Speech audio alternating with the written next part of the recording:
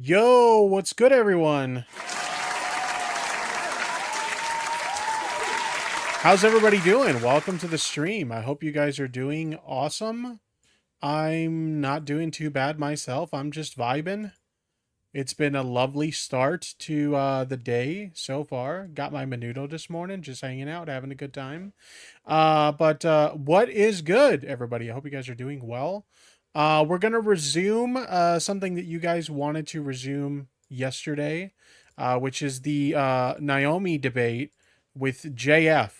So rather than doing like the usual intro and whatnot to kind of like get into that, we're just gonna jump right into it. So let me go ahead and bring up my screen share so we can do just that. Here we go, chat. What's good, everybody? How you guys doing? Let me go ahead and shout out some names in the crowd before we get started. Actually, let me go ahead and start my game first. You guys said you wanted to see RE3 while I react to this since we did RE2 yesterday. So we'll go ahead and do that. We'll fire up the game. But let me shout out some names in the crowd while the game fires up. If I don't shout out your name, it doesn't mean I don't appreciate you. But you know, I appreciate everybody who tunes into these streams. We got Racheloni Pepperoni, Winter Rose, Michael T73, What If, Ivan Neon, Death Water, Jeanette, The Talker, Starlit Horror, Isabel Shoe, the Anistar Guy, The Purple J, Morgana Bofana, Milla New, Ro. Not, I don't know how to pronounce. I'm sorry, I don't know how to pronounce your name. I'll call you Roro, okay? Because I can say Roro. Richard Fennel, Doug Funny. Doug Funny. Wait a minute, Doug Funny. Isn't that from like a Nickelodeon show or some shit like that?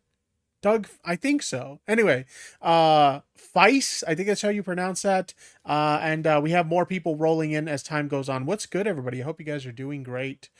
Like I said, we're going to play some video games today. Don't worry about it. It's okay. I do my best. Isn't the show just called Doug? The one that Doug Funny's a character in? It's just called Doug, right?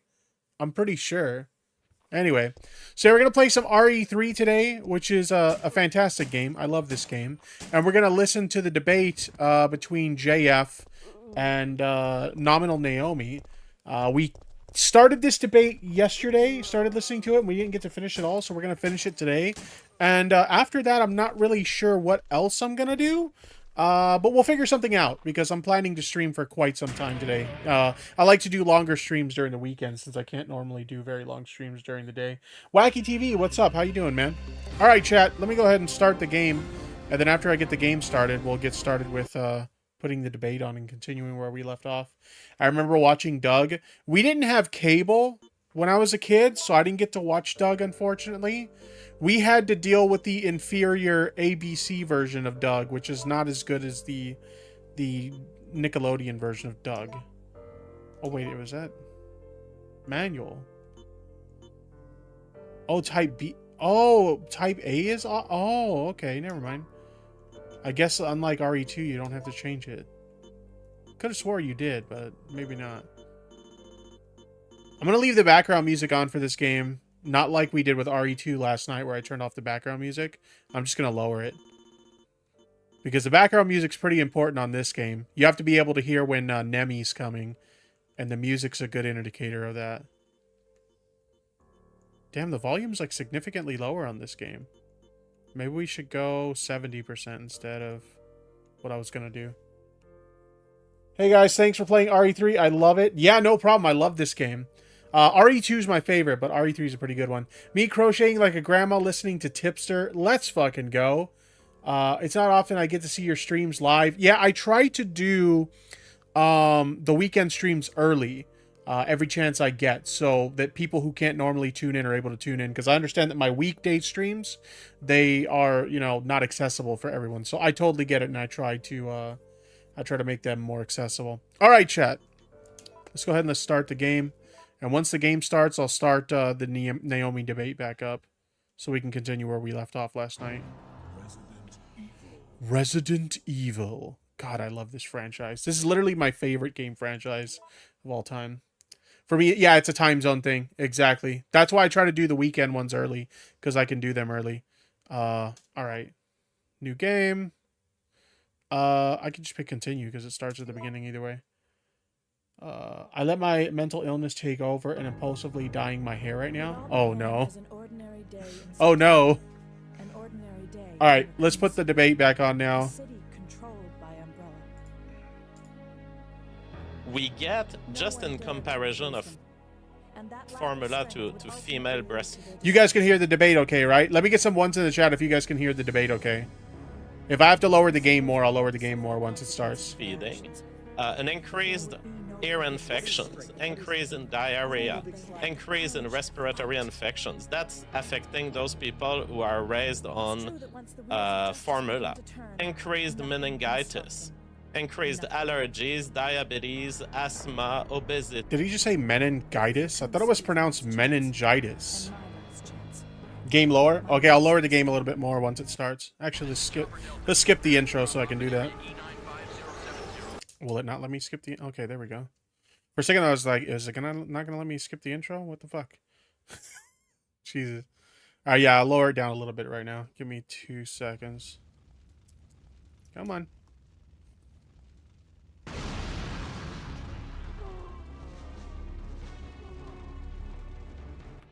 Alright. Sound. Oh, yeah. What? Oh, it did. No wonder the game's still loud. It didn't actually take my changes that I made. We'll do 60%. 60% seems fair. Yeah, that should be good. No wonder it was too loud. Love the start of this game. Yeah, it's pretty good. Sudden infant death syndrome.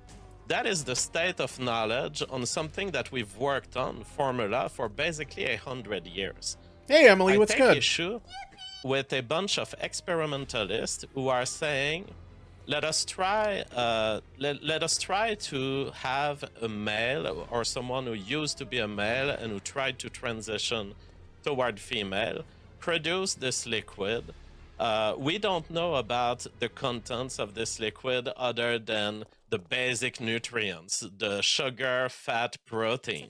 We don't know if it even compares with formula in terms of contents of microRNA, contents of hormones, content of all sorts of signaling pathways that are happening genetically between the genes of the mother and the genes of the child, and that have evolved over millions. It's been hotter than an oven. Been at the beach all morning. Damn. It's actually raining here. In sunny Southern California. It's raining here today. It's actually quite nice. I like rainy weather. Rainy weather is very, like, calming for me. So I like it. JF, this one's the old Warski Live co-host. And Andy, what a messy breakup. Yeah. This is the guy who did the, he used to co-host Warski Live with him. Yep. Of years. All we have basically is a liquid right now coming out of male breast or breasts that have developed as male and then were interrupted through artificial hormonal manipulation. And we don't have anything that would allow us to consider that it's a good nutrient. It's probably okay. You're probably not going to have something in your body that will kill your child, but it's probably not very good also. And given that there are already you said a lot already. Can you give me a chance to respond? Yeah, he's trying to gish Galloper. I don't dispute this notion that breast is best when it comes to micronutrients for a child. Although I will say that having a fed child is a lot better than having a dead child. And for all the mothers out there that need to use formula or supplement with formula, the audio's cutting in and out for me, but it's probably because my sleepy ass dropped my phone and it shattered the screen. But I've never seen Resident Evil, so this is cool. Yeah, I love the Resident Evil game. Sorry to hear about your phone. Is anybody else having audio cutting in and out? I just want to confirm that it's not just that it's on just on their end. That they should continue to do so because a fed kid is best. But if you truly believe that the micronutrients of breast milk are what's best for a kid, that's exactly what I'm providing for my kid with my breast milk. We have done analysis of at least the macronutrients of a trans woman's breast milk, and it found that it was just as good as reference levels, if not better. So if we're, acknowledging that we're in a world where fed babies is better than dead babies, where formula exists, and in cases where, for example, like the biological mother is unable to lactate, Brown Gone One in the chat says men shouldn't breastfeed. You do know that in some cultures, it's actually pretty common for men to breastfeed, right? Like, I understand, like, in our culture, that's not the norm, but, like, there are some cultures where it's actually the norm, and it's pretty common. You know, my fiance, for example, she works 12-hour shifts at the ICU at a hospital. So she cannot routinely pump and breastfeed our child. So me being able to supplement We're not in other cultures, but you made a blanket statement that men shouldn't breastfeed, and I'm just letting you know there are cultures where that does happen. So if you're gonna make a blanket statement like that, then I'm just gonna respond to it. Like, yeah, there are cultures in which that is the norm. And also, Naomi isn't a man. something which at least has the available macronutrients, and that there exists no evidence that it wouldn't possess all of the micronutrients that we would desire it to. I mean, like trans women's breasts through HRT, through the female puberty, which HRT induces in trans women, they develop to be Brown Gone One, and I corrected it. Okay, fair enough. Fair enough. biologically identical to cis female breasts. We've done research studies that have literally looked at the breast tissue of trans women under a microscope, and it was found to be no different than the breast tissue of cis women. So I guess, like, under what biological mechanism would my breast milk be different from a cis woman's? Like what's your evidence that my breasts are so fundamentally different structurally, functionally than a cis woman's that the milk would not have the same micronutrients? I deny that these histological studies show the exact same thing. I think they show some similarities in the development. Yeah, All right, JF, what's your source? Nice argument. Why don't you back it up with a source? My source is that I made it the fuck up. Oh my god. I've got a those study for basic- you right here. It says short-term and long-term histologic effects. Hang on, Naomi. The thing is, I know your study. I've seen all of your studies. I've read your stuff. I've listened to your stream. I know your arguments. The study that you're about to quote calls it pseudo-lactation to describe the histological tissue in trans women's breasts. There's a reason they say pseudo, and it's because it's pseudo. It is an imitation. It is a convergence. We make it biologically looking like that of a female, but those are not completed female breasts. In fact, the breasts of a young woman who has never given birth are not fully developed. Even her breasts are not capable of producing the same quality of milk as a woman who has given birth. And so, no, I certainly don't believe that a man... That's factually incorrect. Because if you actually look into the research that shows that, like, women, like cis women who've had lactation induced, like, they are able to produce the same quality of milk that someone who's given birth is able to. So that's factually incorrect. And, like, adoptive parents, very frequently, they'll have induced lactation so they can breastfeed. So I don't even know where he's getting that from. will accomplish the same level of nutrition. And the moment he just says, I don't care for research, is near... I mean, he basically already kind of like hand-waved away her research that she's referring to, the article she's referencing, and the case studies. In fact, it's not about the macronutrients. My whole point is that milk is not just a nutrient. It's not just a donut, breast milk. Somebody in the chat, Night Medic says, if... Oh, fuck, I wasn't paying attention. Oh, my God. Night Medic says, if no one's being harmed, what's the issue? Yeah, exactly! That's the best way to look at it. He even said himself, like, yeah, you know, the baby's probably not being harmed by drinking your breast milk. Okay, conversation over. Like, what's the issue then? If there's no harm being done, then what's the problem? It's so dumb. Milk. Breast milk is a signaling system between a mother and a child. It coordinates hormone. Emily says there's a lesbian couple who both breastfeed because one induced lactation. It's pretty common. Yeah, exactly. With adoptive parents, or in that case, you have, you know, two same-sex parents. It's pretty common practice to induce lactation. And it's no different with, like, a trans woman because, you know, someone who's assigned male at birth, they have the same...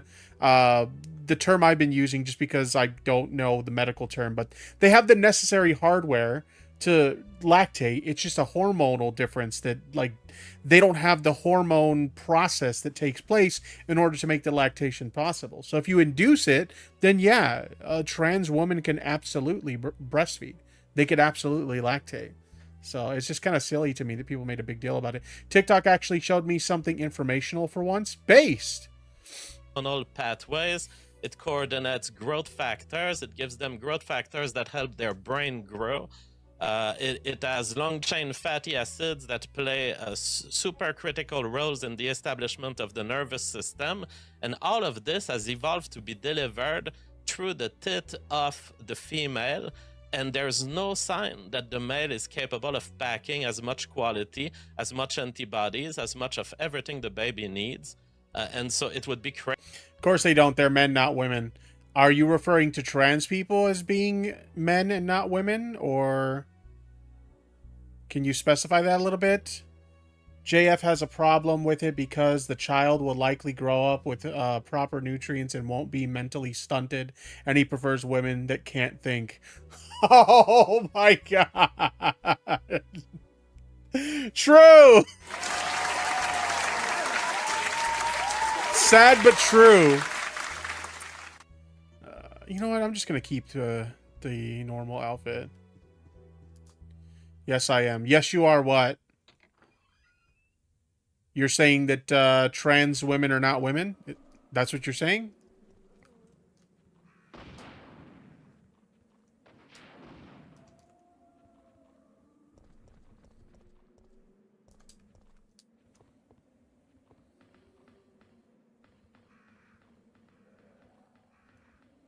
Yeah, that's what it seems like to me. That's what I think. But it seems like maybe they're a little too afraid to admit it.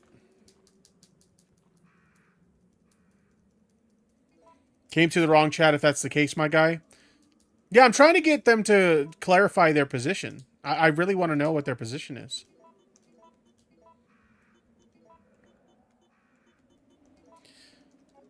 Because if their position is that trans women aren't women, then my mods will be more than happy to see them on their way out.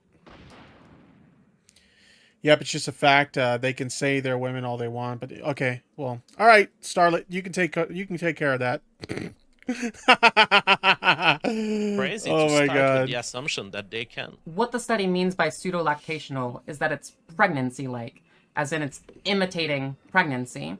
And the research study, which I have, short and long-term histologic effects of castration and estrogen treatment on breast tissue in 14 male-to-female transsexuals in comparison with 2 chemically castrated men, literally says that combined progestative anti-androgens and estrogens are necessary for genetically male breast tissue to mimic the natural histology of the female breast. And what they found is that the actual female breast tissue changes which occurred in the trans women who were taking estrogen and progesterone did not occur in just chemically castrated men, because this actually induces these same biological pathways which happen during female puberty to create that breast development.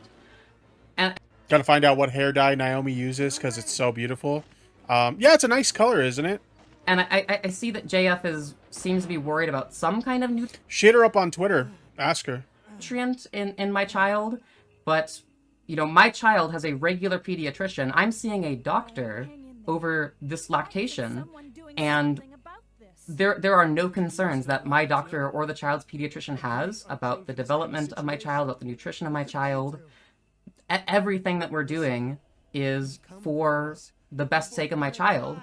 And JF is just going, essentially he's just going to play the game of like, there's not enough evidence, when he doesn't have any evidence which disproves the nutrients of my breast milk. He doesn't have any evidence that my breast milk is unsafe. All he's trying to do is play the, like, we don't know game, but that's exactly why I'm working with a doctor. So we can... I may do after prom, I'm going bright colors, so basically July. Ah, nice. Sounds fun. know more, and so that we can do this safely and healthily. You going with a date to prom, or are you just going to go solo? Actually, I remember when I went to prom, I had a lot of friends who just went solo. Or they just, like, went with their friends or whatever. They didn't actually take a date.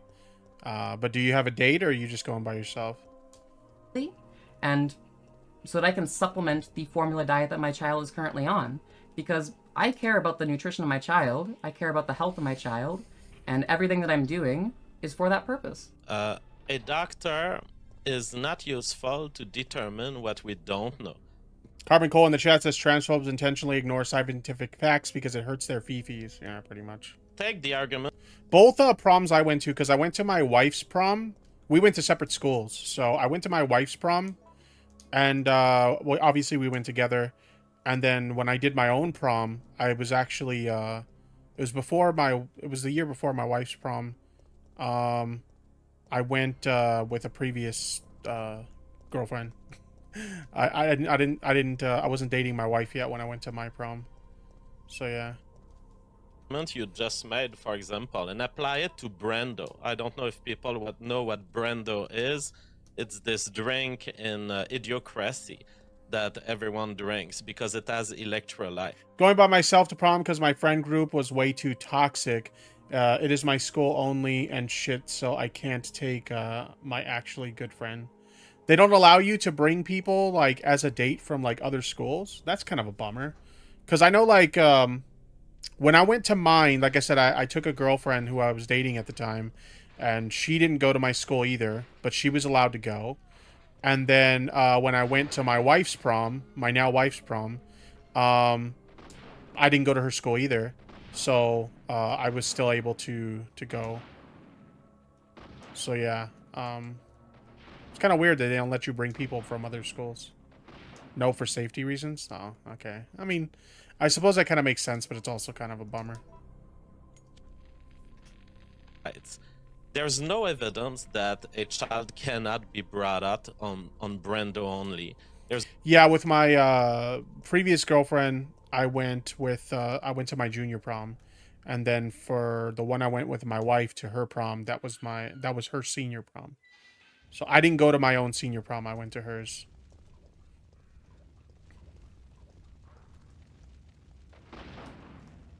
There's no evidence that Brando hurts a child. There's no evidence that having Brando will kill the child. And the fact is, we don't know. We don't have evidence because we haven't gone through, but it would be insane to assume that Brando has... Our prom tickets were like 100 each, so I didn't go. Yeah, I don't remember how expensive the prom tickets were for my prom. They weren't too expensive for my prom because I went to a continuation high school, so a lot of things ended up being cheaper at the continuation high school. But my wife's prom, it was still your typical pretty expensive, prom that a lot of schools do. Yeah, I don't remember how much it costs. I do remember though, like I was not a kid who did like extracurricular activities at school. I never went to any of the dances, or I never, played sports or anything like that. So my parents never really had to worry too much about spending crazy amounts of money while I was in school for me to participate in extracurricular activities. But I participated in a lot of things my senior year. I did the prom thing, but that was junior year. I did that junior year. But like senior year, like I got the yearbook and a lot of the things that like you'll regret it if you don't do them later in life. So I went ahead and I did those. My prom tickets were 25, I think that's pounds, right? That's a pound symbol? I don't know, because I'm a dumb American. And I can't even eat anything on the menu because of dietary issues. Oh, that sucks. Sorry to hear that. I was lucky my best friend was going to the same school as me. We did go together. My prom was free in special school. Oh, okay, that's nice. The microRNAs necessary for a child to get everything that he would get from breast milk. This analogy is kind of ridiculous because, okay, also first off, doctors are good at finding things that we don't know. Doctors are the ones who publish research studies to figure out things that we don't know. But trying to compare my breast milk to Brando is pretty crazy because we have a body of evidence and a body of literature on lactation in trans women, yet we don't have any evidence or literature on kids being fed Brando, and you're not going to find a single doctor who is going to recommend that you breastfeed your kid with Brando. Yet my doctor and numerous other doctors who are following the WPATH standards of care recognize that... My last prom resulted in you being... Oh, you were prom queen. Nice. And you broke your dress? Oh, that sucks. I know those like prom dresses are like crazy expensive too, so that's kind of a bummer. That trans women breastfeeding is absolutely something that you can do to feed a kid. And if there's concerns about volume, you can always supplement with formula, just as many cis mothers do. Exactly. And so we end up having basically a bunch of doctors who are I participating didn't to see a the number. collective deception, which is that this breastfeeding is happening in any major way, All right, chat. Remember this number for me: 4312. when in fact these kids are basically licking the last drop of formula they can get, and perhaps they're getting something like sugar or fat from this milk, but there is absolutely no evidence that this milk Oh, you got your dress for free? Okay, well, based. delivers what the normal woman milk Wait, delivers. This whole histological study that you cited earlier only looks at slices of breast and say, oh, they look the same. They mimic the same. They look pseudo same. This is not an analysis of what gets delivered to the child. Right, that was a different study, the one that actually analyzed the macronutritional contents of a trans woman's breast milk. I can go ahead and pull up that study as well. So this was the study that actually analyzed the macronutritional contents of a trans woman's breast milk. And the conclusion says that it provides reassurance about the adequacy of nutrition from human milk produced by non-gestational transgender female and non-binary parents on estrogen-based gender. Bo Blacks is a little cum slut in the chat. Dude, your name gets me every time. I'm very disappointed with the action. Dude, that alt account shit is funny as shit. Like, bro. Motherfucker leaked his, like, fucking shitpost alt account on stream. And there's some, like, insane fucking tweets on that account. Like, what the fuck, dude? Oh my god. There's some nuclear shit on that fucking account. Oh, man. Alright, what was that number, chat? Does anybody remember? My current dress was about 30 pounds. And if it gets broken, it gets broken. It will be the last time I see the faces of people who hurt me. Can't wait. Yeah, I mean, I think you've mentioned that to me before, that you've had a pretty bad experience with school or whatever. Most of my school life was pretty bad. I had a lot of bad experiences through, like, elementary and middle school. I used to get bullied a lot. In high school, I decided I wasn't going to put up with that shit anymore. So in high school, I made up my mind that the first person who fucked with me, like, I was just going to smash on him. I was just going to beat the shit out of him. I was like, I don't even know how to fight, but I'm going to do what I can. Obviously not advocating for violence, okay? Let's make that crystal fucking clear. But I basically said the first person who tries to fuck with me, I'm going to try to fight him. Hopefully I win. If I don't, whatever, but I'm going to stand up for myself. That was the point, right? And so I did that, and lucky for me, I actually won the fight. And so word spread kind of fast throughout the school that, like, yeah, you don't fuck with him no more. You can't bully him anymore. And so nobody fucked with me anymore after that. Not advocating for violence. Let me make that crystal clear. But yeah, you know, I had to do what I had to do in school. And ultimately, like, it worked out for me in the long run. Not suggesting that that's what anybody else do, but yeah. Yeah, the friend group were buddy with my ex, and we're all bad. They're all bad apples. I'm gonna live my life and know that I'm a better person. Yeah, true. I can understand that. Yeah, high school's rough. Honestly, high school's rough. Well, I suppose for you guys call it college there, right? What we call high school, you call college. And then, like, what we call college, I mean, depending on what kind of school you go to, it's also university. But what we call college, you call university. Did I get that right? BRB gonna use violence at work because my favorite streamer said it was... Oh, no! No, don't do that. Hey, Valhalla, what's good? It goes primary, secondary, college, or sixth form, then university. Oh, okay. Yeah, because I know, like, when the commentary community, when they were discussing, like, grooming allegations, and, like, the ages were so close, it's like, that's not really grooming, right? Like, if it's, like, a 17-year-old and an 18-year-old, it's like, that's not grooming. Like, they're close with an age. Like, a lot of people in the commentary community would use the, quote, high school defense when arguing that, and a lot of people from, like, the UK would take issue with that, because, like, their interpretation of, like, high school is different than American interpretations of high school. So yeah, there was a lot of confusion there. Like, at first they were like, why is everybody getting so mad about what we're saying when we say the high school context? It's like, Well, it's different for them. No. Come anyone. Our platoon is cut off. No Yeah, high school's up to 12th grade here. This is Carlo. Usually you're like 17, 18 years old when you graduate from high school, depending on when you enrolled.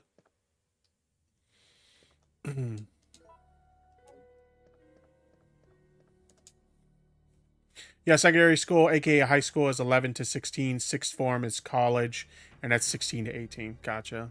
Affirming hormone therapy For a second there, I forgot we were reacting to a debate. and supports the importance of this experience on a personal level. So Do you have access to the whole article? yes, I do have access to the whole article. They actually had a table of like the macronutrients in the trans woman's breast milk, and it was all above reference levels. And macronutrients, can you give a list of what they are? Does that include Yeah, let me go antibodies? ahead. Does that include microRNAs? So you're describing micronutrients right there, not macronutrients.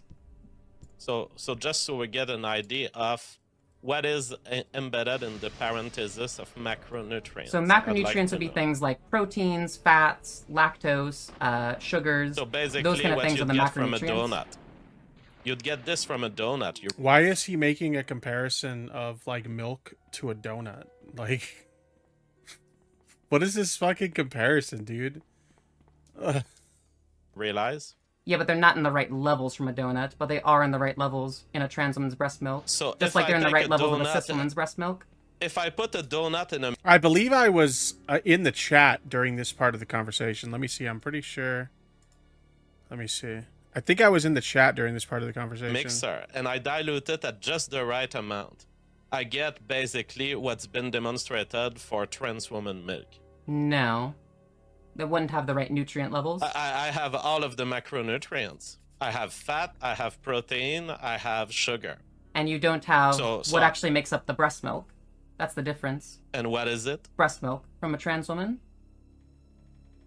Do you like what? Do you want to run some tests on my breast milk? So- Like, so you're telling me you're a I biologist. I can I give you a couldn't sample. call it milk, but I would call it donut milk, and it would be equal to what this study proves about your milk. That's Okay, I guess it wasn't this part. Maybe it was a little bit later when I'm in the chat. Yeah. still not going to have the same levels of nutrients. Maybe he's hungry. I know. I gotta be honest. As a fat man, hearing him talk about donuts kind of makes me want a fucking donut. I've had a donut in so long, honestly. I haven't had a donut in a real long time. And it's also going to have Because I don't really eat, like, a lot of sugary sweets and stuff like that. I know, like, as a big guy, you would look at someone like me and think, like, that guy eats junk food, like, all the time. I really don't eat stuff like that a lot. It's very, very rare that I treat myself to something like that. I will say this, though. When it comes to donuts, apple fritter crowd, chat. We got some apple fritter lovers in the chat. all of the other wrong micronutrients in the donut milk, but all available evidence of the trans woman's breast milk shows that it is safe and healthy and appropriate. All of the children that have come out of the case studies of trans women breastfeeding have turned out to be developmentally appropriate and healthy. If they were feeding this kid donut milk, I sincerely doubt that that would happen. But that didn't happen in all the trans cases. Like, Yo, homemade apple fritters? That sounds based as fuck. Wait, is that the real fridge in my chat right now? Is that the real Big Billy? Big Silly Billy? The fridge? Hold on, chat. Hold the fucking phone. I think that might be the real Big Billy. Let's see. That's Big Fridge. What's up, my dude? How you doing? Welcome to the chat. I'm gonna slap a wrench on you just so I know it's you in the future.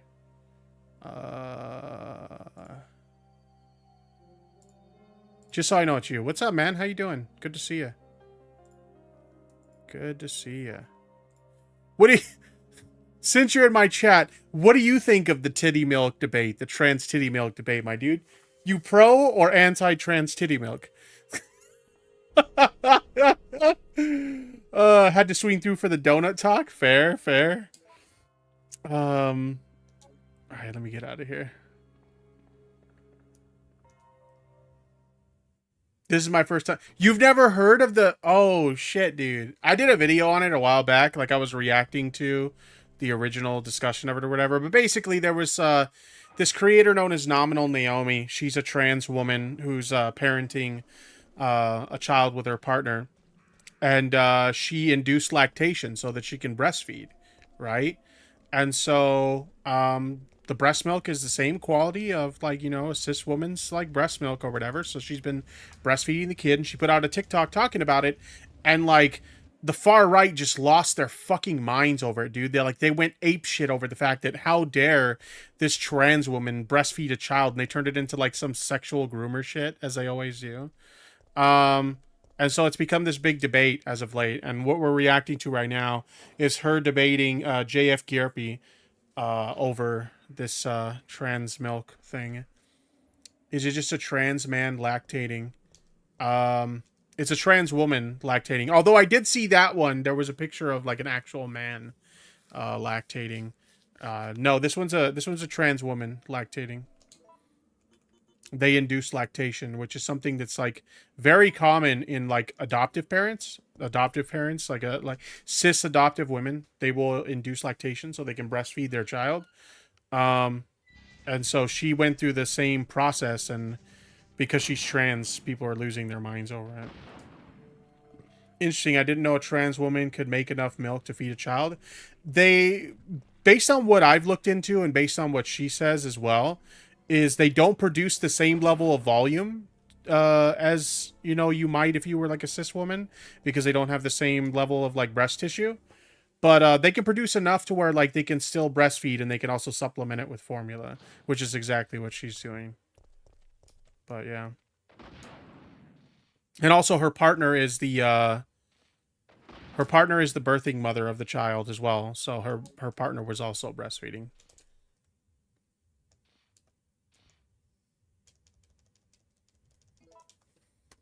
It's very clearly a different substance. Honestly, I don't think a kid will die from donut milk. We'd have to try it, but I don't have any evidence that it would be judged as dangerous. I still don't understand why he's comparing tit milk to donuts. What the fuck? It's probably going to do exactly what formula please does, which is you're going to end up with diabetes and obesity and all sorts of problems, but in a statistical manner. Saying that you're going to end up with these problems is very different than noting that there is a... Billy the Fish says, I really don't have an opinion on it. I'd rather have the donut milk. Good one, my dude. Good one. correlation here. Fair enough. And also, like, you're not going to find a medical doctor that's going to advise you on feeding kids donut milk. Yet, the medical standards of care, which have been set forth by the WPATH, actually have standards of care for trans women lactating. As a fellow fat man, Billy, I think you can agree, donut milk sounds delicious. I've heard of strawberry milk. I've heard of chocolate milk. I've even heard of vanilla milk. Never donut milk. But he's got me intrigued, okay? We must seek out this donut milk. And we must consume some. For research purposes. Yeah, so what you're telling me is, based on absolutely no different evidence advantaging trans woman milk over donut milk, you're still going to have the medical... I don't know why it's so funny hearing him say donut milk constantly. Holy shit.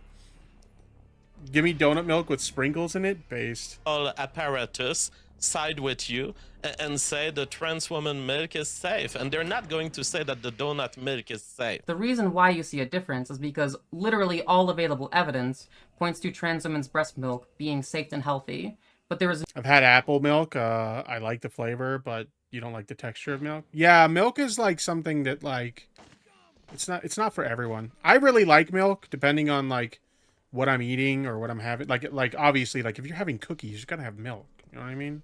If you're having cereal, you got to have your milk. You know what I mean? But yeah, I don't know. I can have a glass of milk and just enjoy a glass of milk though. It's good sometimes. Nice cold glass of milk. There's no available medical evidence which would suggest that donut milk is healthy. Like, the amount of evidence we have to back these up is the difference. And if it were the case that there was something unsafe in my milk, then my doctor would warn me about that and tell me I... My sister actually introduced me to vanilla almond milk, and oh my god, that's my jam now. I mean, I still like regular milk, but vanilla almond milk, that's the shit. Like, especially like with your cereal in the morning. Oh, so good. Like if you get yourself some like I don't know, Normally, the kind of cereal that you'd have to add some kind of sweetener to it because it doesn't have any sweetness to it. You don't have to with the vanilla almond milk. You just have your cereal with that, and it's like good to go. Either not to breastfeed or to get it taken care of.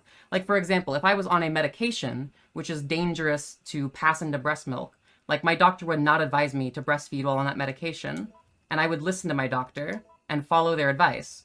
But they're not doing that because they don't have any concerns about the nutrition provided by my breast milk, because all available evidence Have I tried dark chocolate almond milk? I have not, but I love me some dark chocolate, so now I'm going to have to. Dark chocolate is my favorite chocolate. Dude on the video is running from the facts so hard. He got us talking about donuts. I know!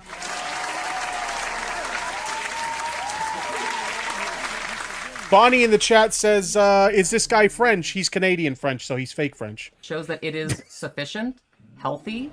He's the French that doesn't count. You're going to keep on appealing to this. Well, we don't know. We don't know about the micronutrients. Like under what evidence or what mechanism? That's what I'm more curious. Like under what mechanism would a trans woman's breast milk differ from a cis woman's breast milk? Like what's the mechanism that makes those two different? Okay, and I can theorize, right? I just want to lay out examples that could be totally true. We don't know everything about the functioning of the hormonal communication between the mother and the child, but something totally plausible.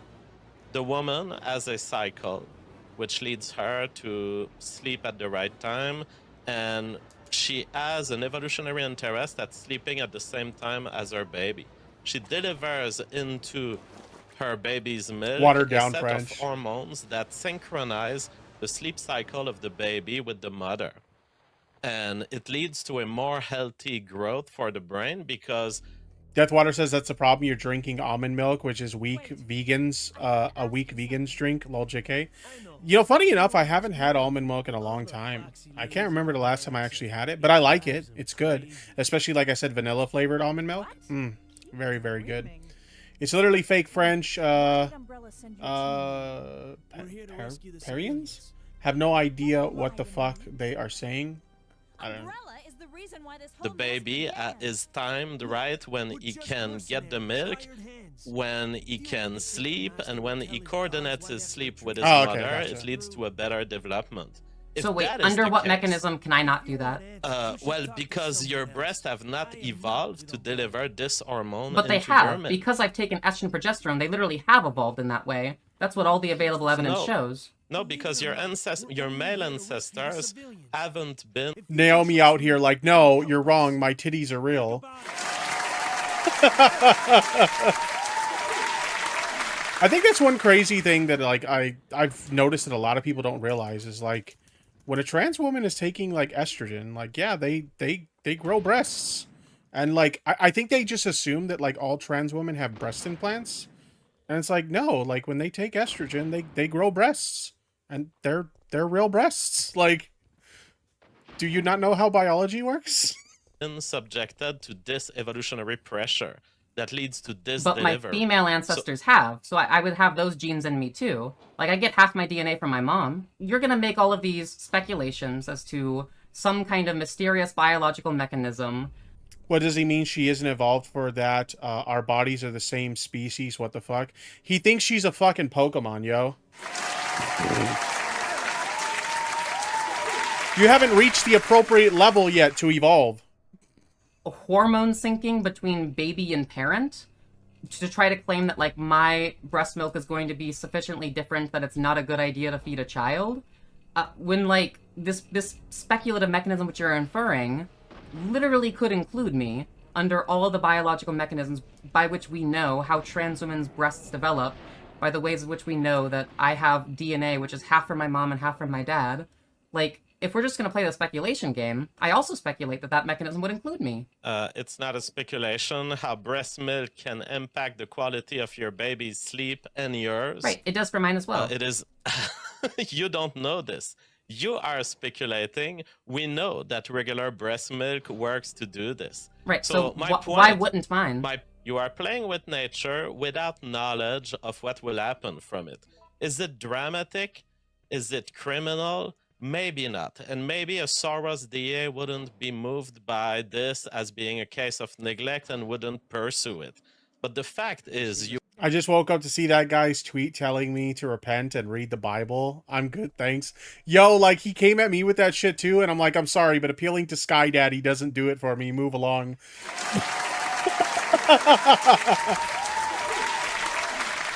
Jesus. I'm sorry, but when you're talking about matters of science, like saying, but the Bible, though, just doesn't do it, okay? Like, I'm sorry. It just doesn't work that way. you are leading, you are deceptive toward the audience when you tell them it's okay, when you tell them we have the studies, when these studies are extremely limited on extremely limited samples, and they certainly don't cover all of the functions that could and that do exist in breast milk, just those functions that we know exist, let alone those that we don't know and don't understand. When you bring up this article about how breast milk affects sleep, like, what is the mechanism by which it affects sleep? We need to know that mechanism to know whether or not it's going to affect me the same way. I'm looking at the article right now, and it says that it has to deal with prolactin and oxytocin. Carbon Cole says, Dr. Donut Milk thinks he knows better than doctors. I don't know if you said that intentionally like that as a pun, but that's fucking hilarious. But the crazy thing is he's actually a biologist. Like, for real. Like, he does that for a living. So the fact that he's so retarded when it comes to this topic just makes it so much worse. Hold on. Retard break. I need a retard break. Give me a retard break for like 2 fucking minutes, okay? I can't keep listening to fucking retards. Jesus. Oxytocin, which is going to impact the mother's sleep. And I'm literally taking medicine to give me the prolactin levels that are associated with lactation in cis women. And also, like, I release oxytocin in the same way that a cis woman does when I lactate. So Yeah, he's an actual biologist. Like, for real. have all of the mechanisms which this article you cited is talking about. So to suggest that it wouldn't include me, that's ridiculous, because it's based on mechanisms which I possess. Any good doctor knows that taking something from a pill or artificially injecting it is not the same as having your body produce it. Well, that's why I take bioidentical hormones, because they are the same. Even if the hormone is the same, the way you inject it is not the way your body expects it. I'll give you I think it's time he chooses another profession.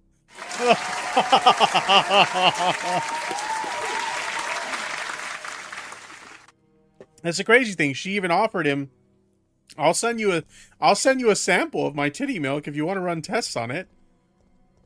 He didn't seem like he was very open to that idea, but okay.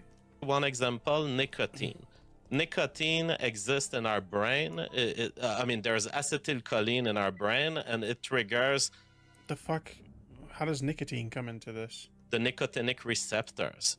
It triggers them and makes us want and be motivated to certain things. Now, suddenly take an artificial triggering of these receptors by an exogenous injection, and the same thing doesn't happen. We become addicted. Didn't he get fired for sexual harassment? Yeah, I believe so.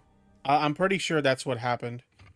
We become dependent to that source, and our brain doesn't work in the same way when it responds to the outside molecule, because the scheduling of these molecules with respect to how nature produces it and where nature produces it is extremely different. So no, I will not. I'm not accept talking on about its face nicotine. that, I'm talking about bioidentical hormones. well, the fact that they are bioidentical doesn't change.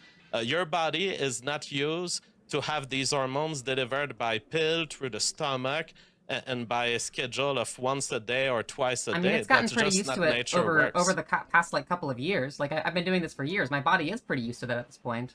Your body is used to it, but your genes aren't, because your genes come from millions of years of evolution, and that's not how they expected. Forget about nicotine. The man takes too much copium. He's overdosing. True! You are coping and seething. You just can't accept what you're seeing. Yes, you're coping and seething. The truth it is scalding, and now you are molding and coping so hard.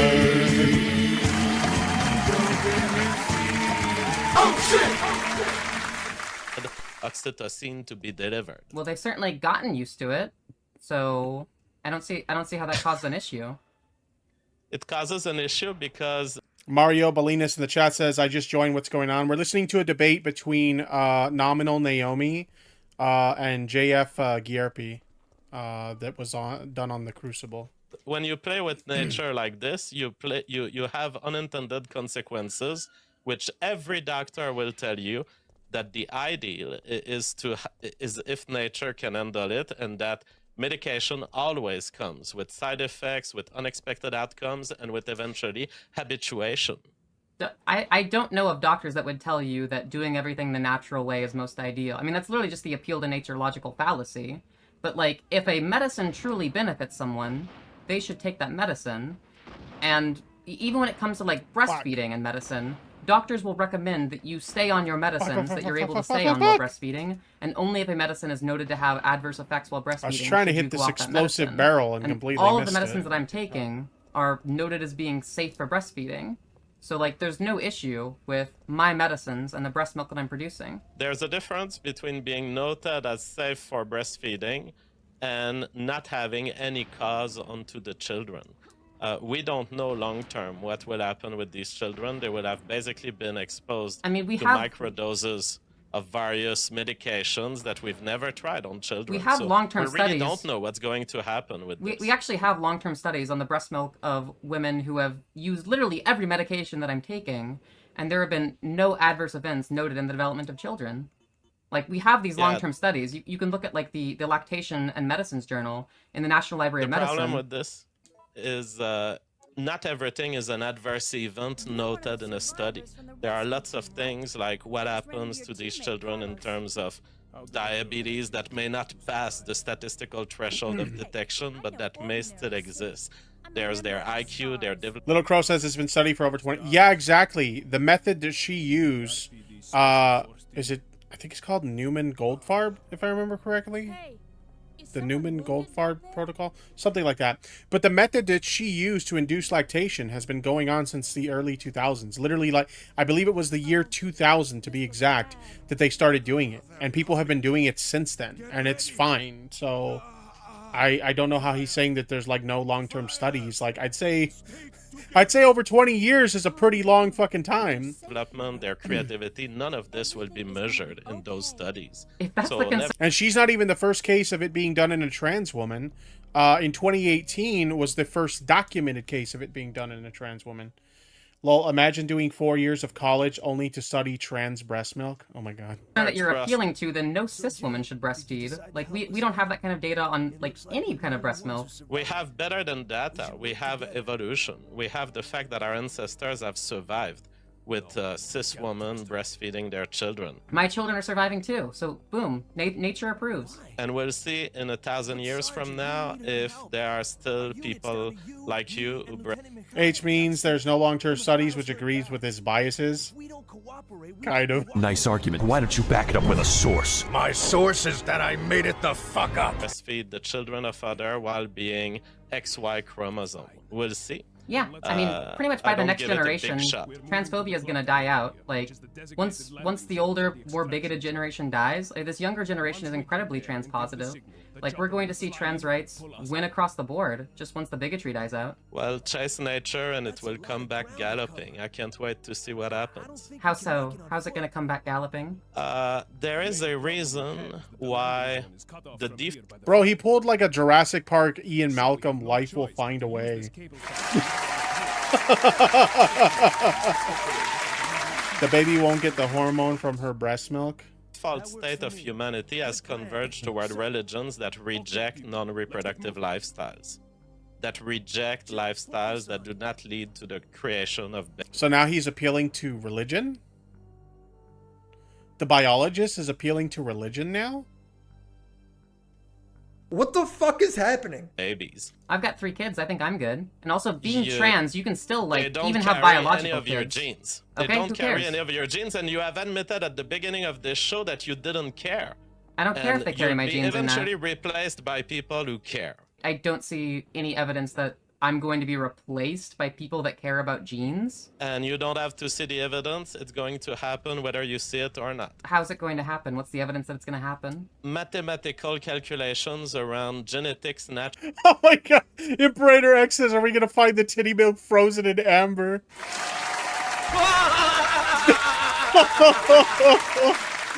Jeez. selection, and the facts of the physical world. What are those mathematical calculations? That anyone who doesn't produce baby doesn't have their genes represented in the next generation. Therefore, the sum of their phenotypic expression and all behaviors and everything that they are is less likely to reoccur in the future, while those people who do make babies are more likely to have their phenotype reoccur in the future. Okay, but like, who gives a shit? Also, most trans kids are born to cis parents, so it seems that even if, like, most parents who reproduce biologically are cis, we still get trans kids. You don't have to give a shit for natural selection to give a shit about you. But, like, trans people are still going to occur because trans people are born to cis parents all the time. That's where most trans people come from, is cis parents. But Even these if, like, cis all the parents- trans people die out and don't reproduce genetically, cis parents are still going to have trans kids. These cis parents who give birth to non-reproductive children, do you think that in 3 generations down the line, their genes are more or less represented in the generation that comes? Well, if they're not reproducing, then those genes would be less represented overall. But that doesn't mean that And trans so people aren't going natural to selection exist. doesn't just apply to Did he buy his degrees on Wish? Nothing he's saying makes sense. I know, right? you and what you care. It applies to the entire line of descent. Well, wait, just From because your some parents, trans your people don't grandparents. reproduce doesn't mean that trans people are no longer going to exist. Like, that doesn't follow at all.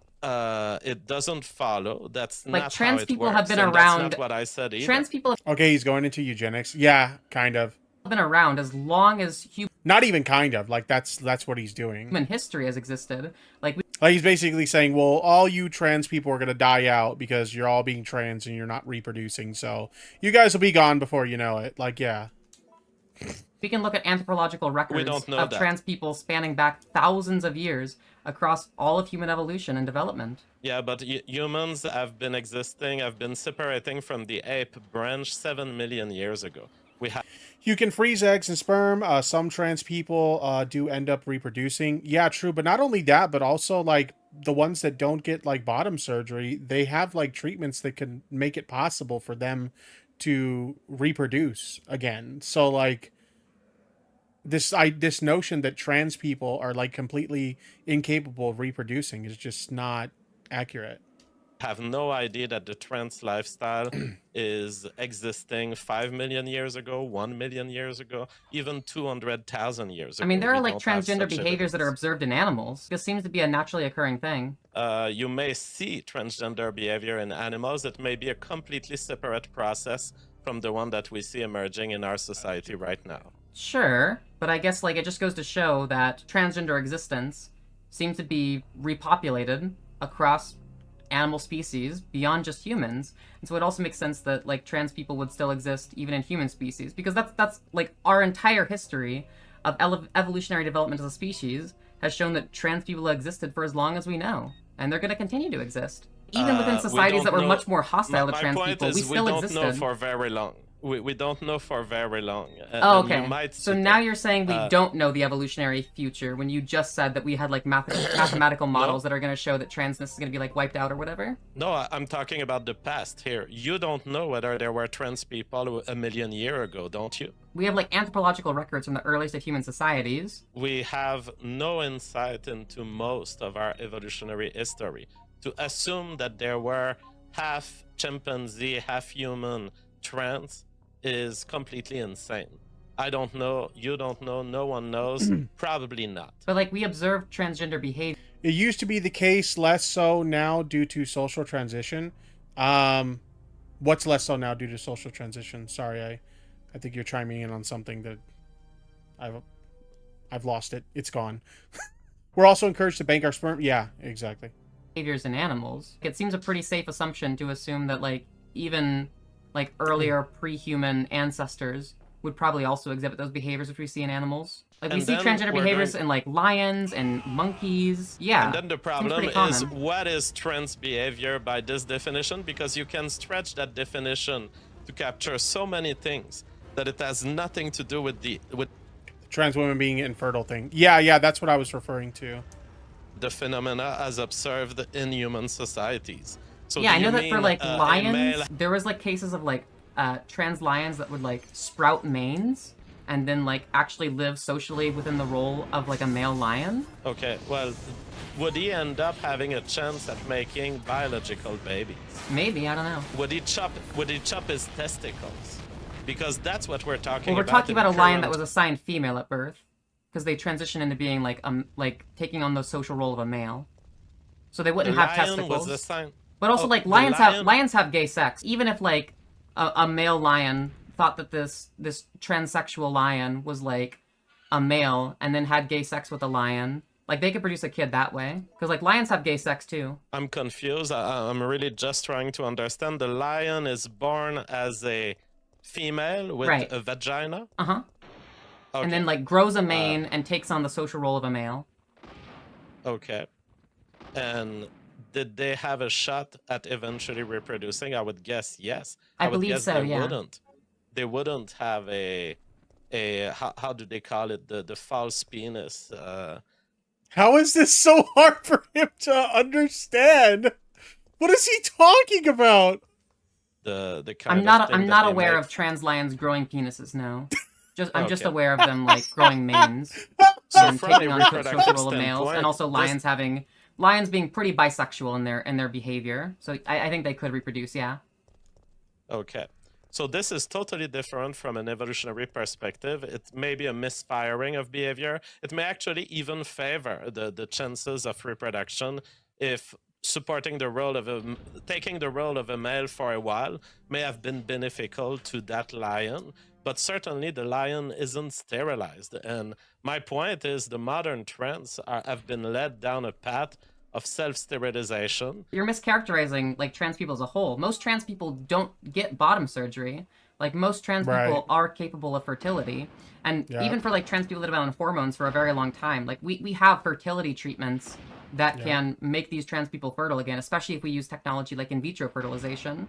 So like trans people can still reproduce. And hey, maybe if we end up in a future where like having a trans partner is what's really in, then maybe trans people will even be selected to reproduce more. You know, if everybody is going like crazy for they Hey, Fembro, how's it going? Yeah, we've been going at this for about an hour now. them pussy, then maybe those Oh my god, she did not say they, them, pussy. Oh my god, hold on. having a trans partner is what's really in, then maybe trans people will even be selected to reproduce more. You know, if everybody is going like crazy for they them pussy, then maybe those non-binary people are going to be better at reproducing. I will not deny the maybe. In a world it could happen, but I highly doubt this will happen. Again and again, sexual I don't Why know. not? has With the led younger to- generation, seeing how much they're into femboys and they them pussy, I think it's very possible. Yeah, well, they'll pay the price. They haven't paid the evolutionary price yet, but they'll find out that they them pussy is highly unreproductive Why is it highly unreproductive? because it Does he not understand that they, them, pussy is like someone who was assigned female at birth? So it's the same anatomy. They just are non-binary. Does he... it's basically a cylinder of flesh. Yeah, he doesn't get it. He doesn't get it. He thinks if you have, quote, they, them, pussy, that you're a assigned male at birth and you've had the surgery. He doesn't get it, chat. He doesn't get it. Created by a doctor that doesn't have the purpose of Well, reproduction. most they them pussy comes from AFAB people who are non-binary. Like most they them pussy is reproductive. Maybe it is in principle, but I don't see much big families coming from Everyone forgets artificial insemination exists, so even gay couples can reproduce. Not even technically, they actually can't. Yeah, pretty much. these couples, and I have no doubt that they make less babies on average than the cis hetero family. I guess we'll have to see once we see the younger generation and how hip and cool they are with the transgenders. JF, I'll start with you. Go ahead. Yeah, I was about to actually say my thoughts on this. Ultimately, here we have Naomi telling us, we'll see.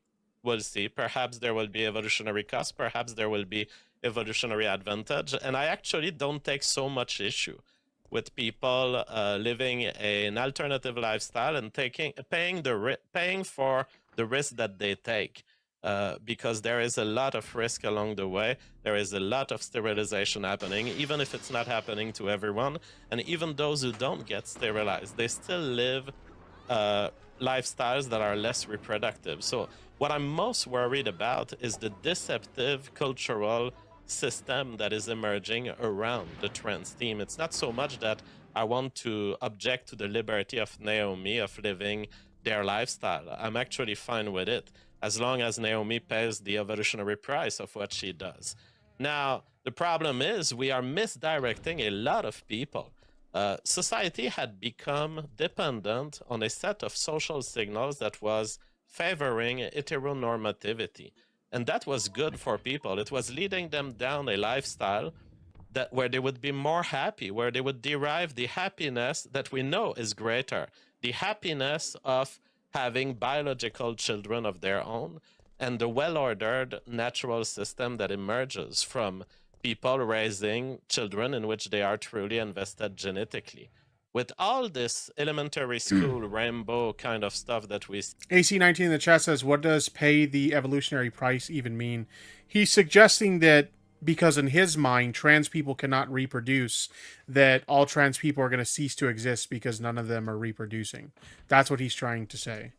See in Canada, in the US, in Europe, we have a system of propaganda that is developing not only to deceive trans people into the kind of deceptive bubble that they want to exist, that they have demanded to exist in, that they have demanded to be protected from contrary opinions. I kind of have doubts that trans or gay animals, since most animals tend to have different types of sex drives. Maybe some animals do, like, I don't know what that means, but yeah, I mean, there's definitely those kind of characteristics in animals before. I had heard about, homosexual tendencies in animals before. I didn't know about the trans thing. I gotta be honest, that one was new to me. The example she used is lions. I seen somebody in the chat also mention frogs. That one actually makes sense because frogs are capable, certain breeds of frogs are capable of changing their sex. So it kind of makes sense, actually. To their own, for example, through forced, misgendering policies and stopping people from calling people a woman if they think she's a woman and a man if they think she's a man. We have ultimately a force of social pressure that will mislead a lot of people who otherwise would have had very healthy lifestyles. They may have doubted for a moment, oh, maybe I'm a girl, maybe I'm a boy, but they wouldn't have been led down that path. They would have subscribed to the heterosexual lifestyle, which by any measure, whether you measure suicide, depression, mental health correlates, is a better lifestyle. I mean, if the trans lifestyle and the LGBT activist lifestyle was a cigarette, we would have to put a label on that cigarette that would indicate its increased risk for so many mental. Now he's comparing trans people to cigarettes? What are all these? So he compared trans titty milk to donuts. He compared humans to platypuses or platypi. What's the plural of that? I don't know. And then now he's comparing trans people to cigarettes. Disorders and so many disorders like I've listed around domestic abuse. So Hold up. When you're talking about like the warning label on an LGBT lifestyle, you're making the same mistake you did earlier, where you're assuming that correlation equals causation, and you're also falling for all of the misinterpretations of the data, which we talked about earlier, like selecting for past intimate partner violence, like not recording current intimate partner violence versus past intimate partner violence, and just like, this is a correlative observation, not a causative one. There's no evidence to suggest that being gay or being trans causes the negative impacts that these people face. What is shown to be more causative of these negative impacts is societal marginalization and ostracization. We have studies which show that compared to before versus after, if we socially affirm a trans person, for example, they have much better mental health outcomes. Really, like the things that trans people need to be supported is access to loving, healthy, supportive environments, and access to the medical care which they may need.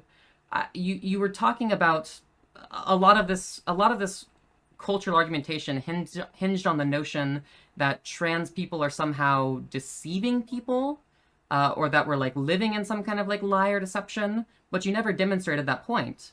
There is nothing denying reality in a trans person self-identifying a certain way, or in a trans person, talking to a doctor to induce real medical changes in their body, which they are aware of. There's no lie in their existence as a trans person. Thanks in them for the money, understanding you themselves as a fucking trans simp. person. Thank you. The Cloud Trude Presents donated $2.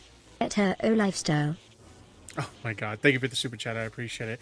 By the way, I never got back to you about potentially going on your show or something sometime. I'll have to touch base with you again and see if we can make that happen. Person, there's no lie there. As far as just like, Have you seen this, the reproductive nature of society, I mean, trans people can and do reproduce. And I think that as society becomes more accepting and welcoming, which the next generation absolutely is, we're going to see more trans people who are able to be parents. Really, these barriers which trans people face deal from social stigma and marginalization. Thanks for the money, you fucking simp. Thank you. Derek Taylor donated £4. Thank you very much for that super sticker. Appreciate it. Barriers are lifted, more trans people can be able to reproduce. And even in the world we live in right now, most trans people don't undergo surgical sterilization. And if they do, they're often able to like bank fertility before even undergoing surgical sterilization. So if it's like the genes that you care about so much, I mean, trans people can just like access a sperm bank and they'll have... Yeah, I'll shoot you a DM sometime. Oh, hold on a second. Mrs. Tippy is texting me. Let me see if this is something important.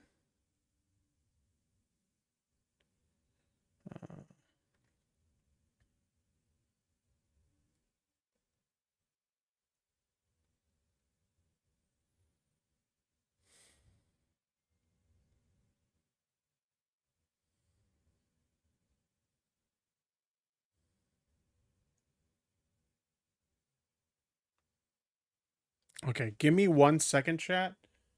Mrs. Tippy needs some help with something, so I'm gonna be right back. Let me put some music on for you guys. What's a good meme song to put on for you guys while I go take a quick little break to help her out?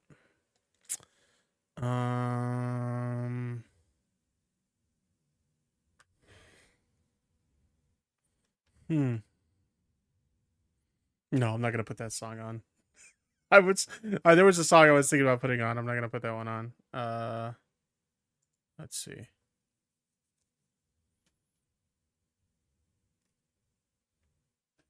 I think this is the one I'm looking for. Let me see.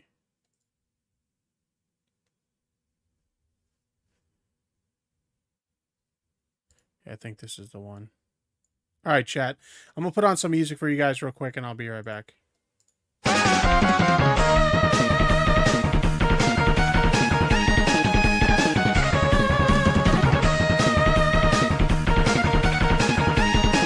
Yeah, exactly, Emily. I'm a good husband, unlike the internet thinks.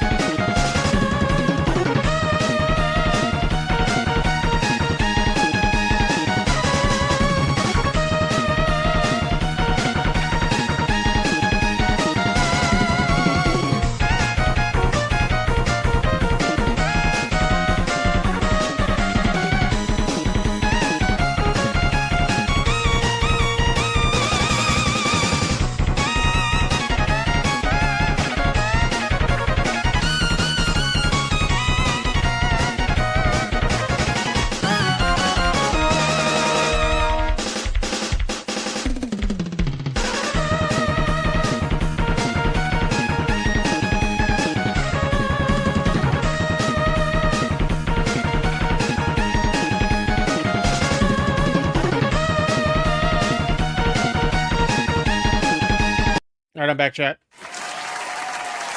I'm back. I am back. Let me see. Oh my god! Boblex responded to me from his alt account, the Throbbing Horsecock account. I made a tweet, back off Keppel's tubby. She needs a real 9-incher right now. Oh my... What the fuck, Boblex? Holy shit! Oh my god. No fucking way. No fucking way, dude. Let me see. How do I... Oh, okay, I can't do it that way. Never mind. Oh my god. Jeez. 1 second, chat. Well, actually, you know what? I'll put the debate back on. Hold on. Oh, where's my OBS? There it is. All right, chat. Let me put the debate back on. I mean, respect the balls to keep tweeting from his alt. Oh my god. Have access to those genes if that's something that they care I about. thought as it much as is. you do. I thought it was timed out because on one of his accounts he tweeted that it was timed out. Yo, what was that song? It's the Spark Manjiro theme from Mega Man X. So I guess like I'm really interested in kind of hinging on that point where you say that this is all like a cultural deception. Like, what is the lie that the trans person is living in by existing and declaring themselves like a trans person? Well, do you agree that there has been a cultural push, for example, to keep people from expressing their view about whether someone is a male or a female? For example, do you acknowledge that in Canada, it might be illegal at this point for me to refer to you as a male? It would not be illegal in Canada for you to refer to me as a male. Because But you're do just you lying about recognize what that Bill there has C-16 been- did. This is the same lie that Jordan Peterson told. There has been 0 people in Canada who have been arrested solely on the basis of misgendering. Now, what Bill Yeah. C-16 actually does make illegal is hate speech, and it codifies like transphobic hate speech as a form of hate speech. Hang on, Naomi. Let's have a little back and forth here. Go You ahead, asked Dave. me about the deception. The source of the deception is that we have a social pressure, a social pressure of punishment, and it can be punishment like banning from social media or threats of the law or threat of unclear law. I don't know right now if I could call you a male and if the Canadian government wouldn't knock on my door tomorrow morning. That is a problem. It's a pressure and it leads to a deception. It 0 leads to the people have been arrested deception- for that. Well, also, I don't see how that makes any sense at all. A father in Canada has been found guilty of child abuse, essentially, and deprived of child contact for misgendering I know their that case. child. Yeah, you're lying about Well, that you case. know that case. So what actually Well- happened is that father violated Dude, this is the second time I've heard somebody quote this case and like misquote this case. A lot of people will say that the father like misgendered the child and like that's why they went to jail. That's not what happened. Like the father was like doxing private information about the child because the father was a parent that didn't have custody of the child, right? And so they were doxing private information about the child and they had a court order against them preventing them from doing that. But like so many of these dipshits will misquote it and say, well, the dad got arrested for misgendering their kid. And it's like, no, that's not what happened. You're just being fucking bad faith and dishonest. court orders which were telling him not to dox his kid and the kid's medical doctors. He was found And in where did- violation of the court orders for doxing his kid and We'll get doxing a his chance kid's to- doctors. Let's Where let did Naomi this make all stem from that there was a court case in the first place? It was that the father wanted to call their daughter and their son No. son. He wanted to that's tell not why his the view court case about the stemmed. gender of their child. That's not why Anyways, the court. No. The it reason really why that doesn't court case matter. stemmed out was because this father was trying to block his kid, who he didn't even have custody for, by the way. He was trying to block his kid from accessing medical treatment, which the kid's psychiatrist deemed to be medically necessary. And that's why the court case was initiated, and he was arrested for violating court orders, not for misgendering his kid. Like, people that make And- these claims about the story are just lying about what happened, because Bill And the C-16 treatment. doesn't make misgendering illegal. The treatment that we're talking about is nothing else than gender affirming treatment. So this father couldn't tell his view about the sex of their No, child. he can say his view. He can't dox his kid, and he can't make medical decisions It was on behalf reproached of the to him by kid, the which he does court. not have custody for. That's why he committed a crime, because he was trying to override the doctors and the parent who actually had custody of this kid when he can't do that legally. It's not about misgendering. It is ultimately because he was trying to affirm the real sex of this child. If He was all trying he to did treat this was child- say, I still believe my child is biologically the gender they were born as, he would not have been arrested and that would not have been a He crime. was But reproached that's to have not what done he this, did. He and did it was far beyond considered that, which was abuse. criminal. Enough. Anyways. Enough.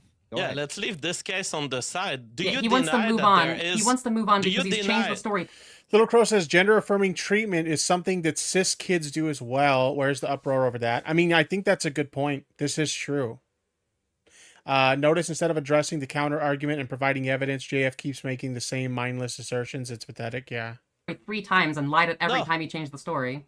Do you deny that there is a pressure against misgendering in our society, whether it be through corporate pressure, through governmental pressure, or the law, or anything?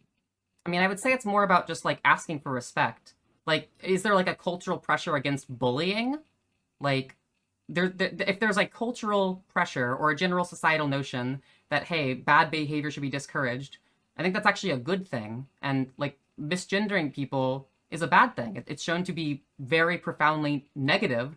Imagine doxing your own child. Yeah, basically they were throwing a bitch fit because they didn't have custody of the child. And my understanding is the mother was basically approving their child getting gender affirming care. And he didn't want that. So he started doxing private information about the child. For the mental health and well-being of trans people. And cis people And too. there you Cis go. people hate being misgendered.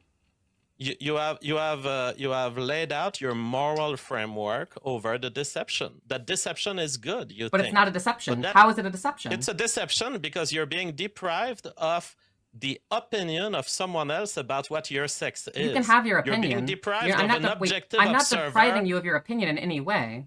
Like, you can have your opinion. No, you're not depriving me. So it's You're not depriving deception. yourself. You are depriving yourself of feedback from an objective observer that would tell you you are a male. Well, objectively, I'm a transsexual. Like, I have taken steps to alter some of my biological sex characteristics. I acknowledge that I was born biologically male, and I acknowledge that the medicine which I'm taking alters some of those biological sex characteristics. I'm not deceived by my biology at all. Like, that's just wrong. I am aware of my biology. I'm aware of all the sex You're not characteristics I was listening. born with, and I'm aware of the ones that have changed. You're not listening. You are deceiving yourself from the objective feedback from other people. Your argument would literally be equivalent to saying that, like, by saying that bullying is bad, you are depriving people of the objective feedback that bullies have about, like, your appearance. Like, that argument's just completely ridiculous. I mean, I'm aware that you can call me male if you want. That doesn't change my biological reality, that I was born biologically male, but then I became a transsexual, and this has changed in my biology. You have to act delusional about biology to ignore all of the biological changes which have occurred because of the hormones that I take.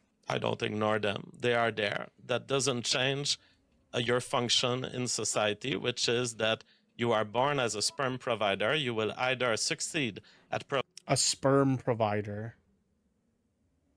Imagine trying to sum up people's existence as just you're a sperm provider.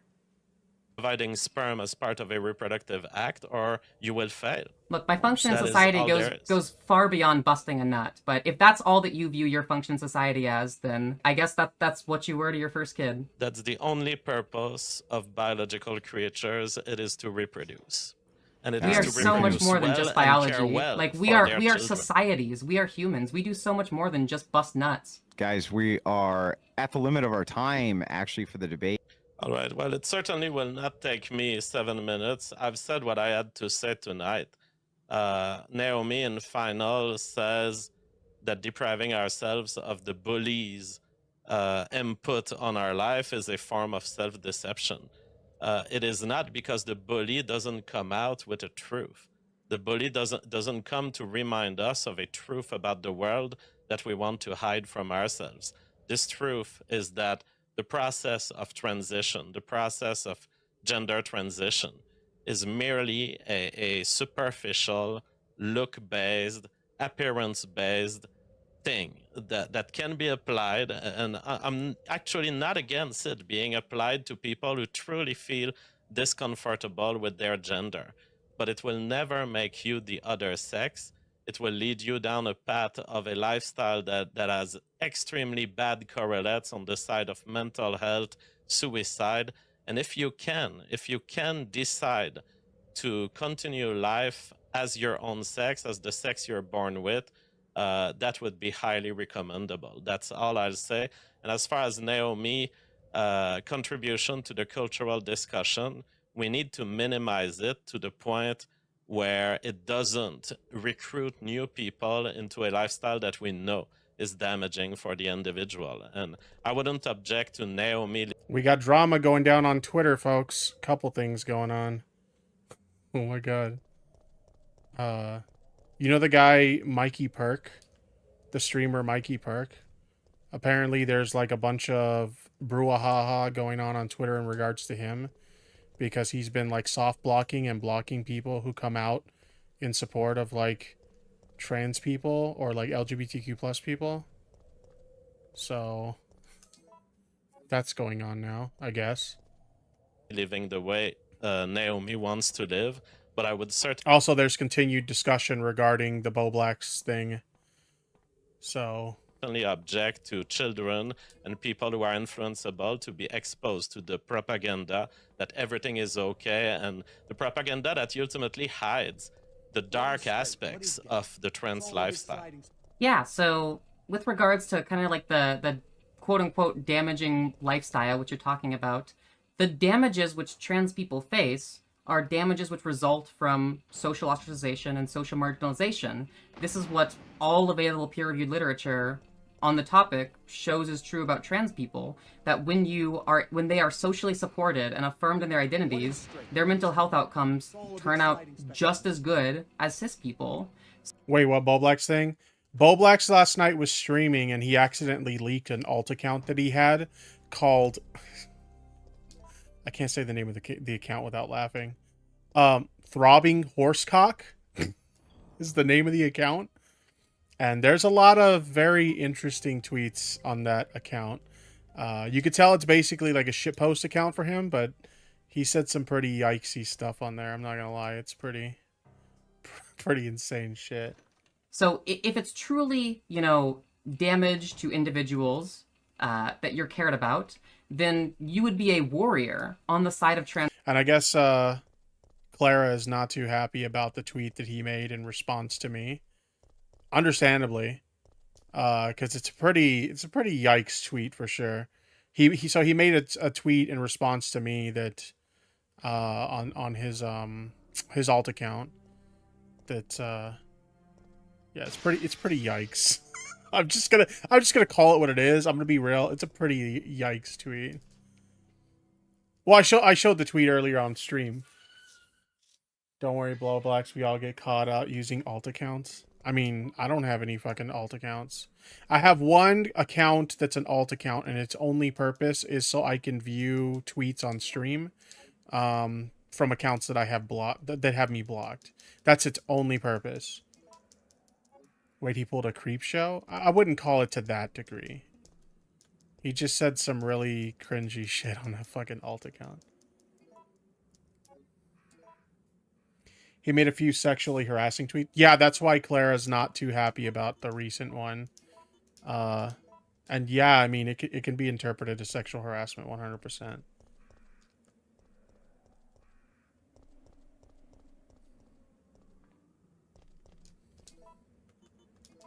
I'll actually bring it up so you can see what I'm talking about.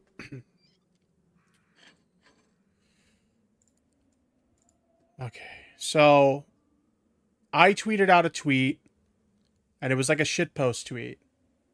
This was my tweet. Let me just bring it up for you guys to see. It said, I'm starting to see a pattern here. Let me hide this real quick. I'm starting to see a pattern here, and I show a tweet from Leafy where he says, I could definitely fuck a hot girl with a dick as long as I don't have to suck her balls or anything totally gay. And then this is the Bo Black's alt. Trans women aren't real women, but I'd still fuck the shit out of them.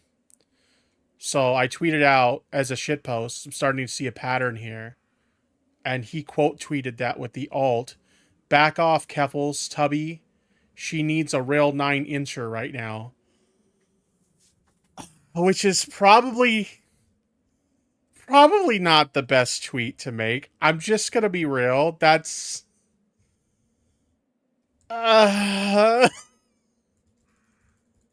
so I can understand why she looks at that tweet and she's not happy about it. Like, I can genuinely understand. Dude.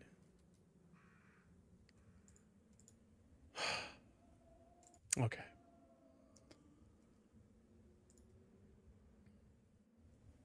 Trans rights, a warrior against transphobia, because transphobic attacks, harassment, social ostracization, otherization of trans people, these are the things that cause damage to trans people. And so if you truly care about reducing that damage, then you would want to normalize trans existence, and you would want to create a better social environment. Yeah, there's some pretty interesting stuff on that account. When I first tweeted about it, because I tweeted about it when I found out about it last night. Because I did a shit post about it last night too. What is this? I did a shit post about it last night, and it was meant to be like lighthearted shit posting. It wasn't meant to be like an attack on him or anything.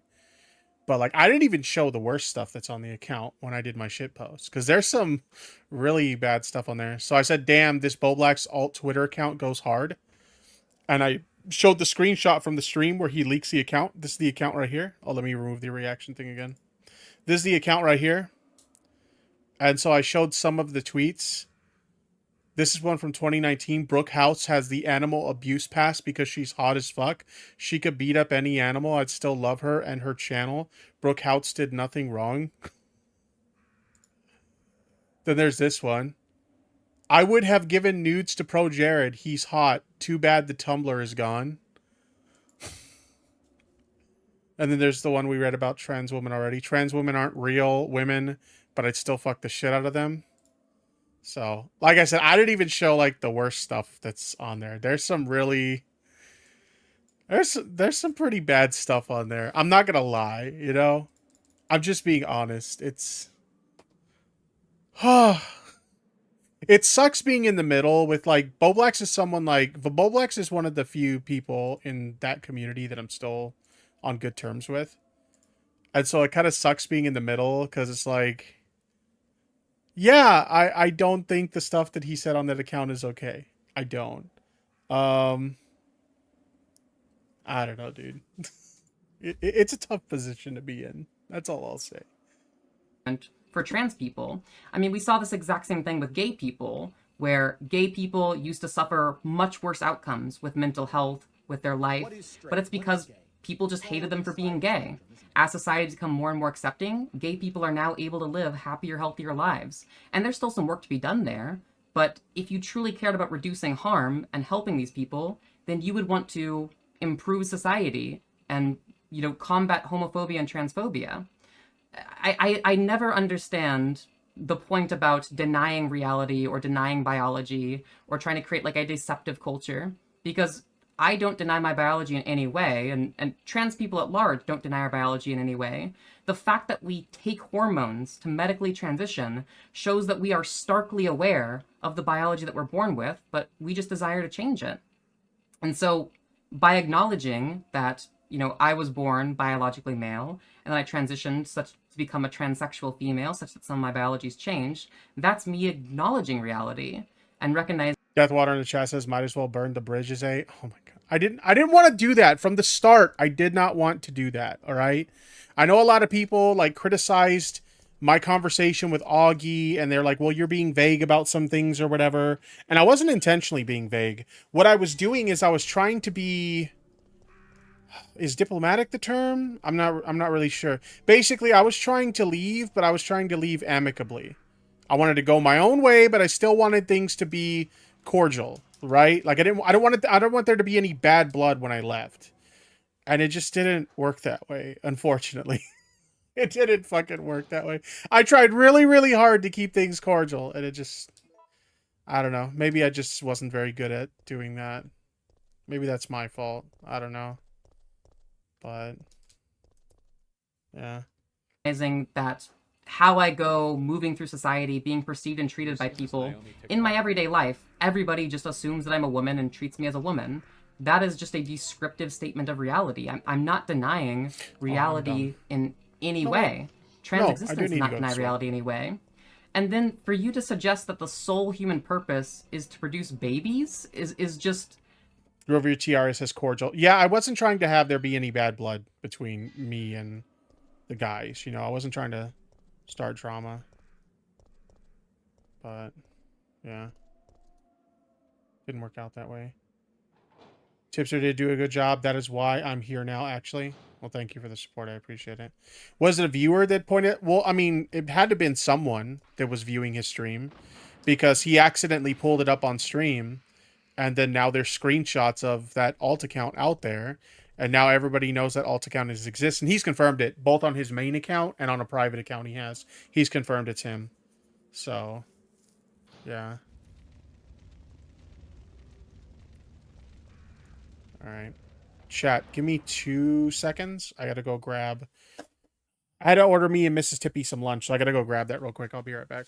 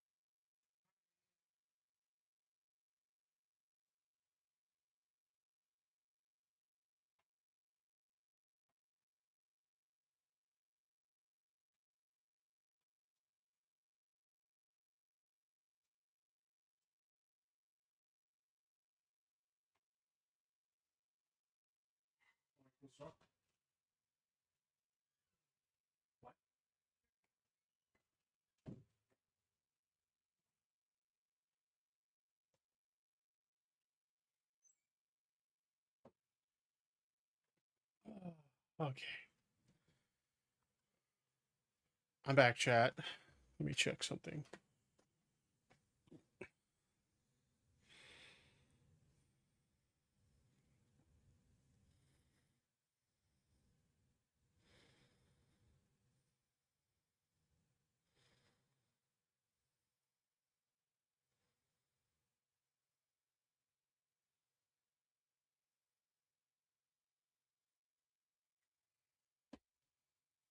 All right. Sorry about that, chat. I had to go get mine and the missus lunch. It's lunchtime. Wait, what the fuck?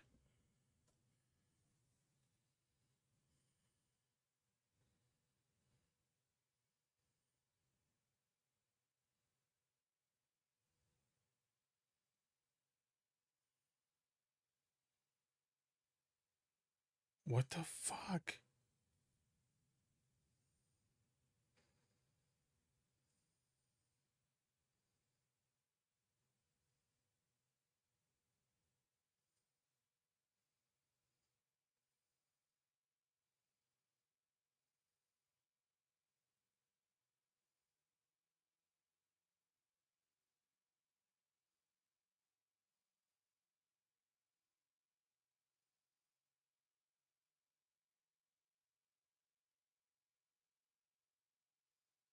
Okay.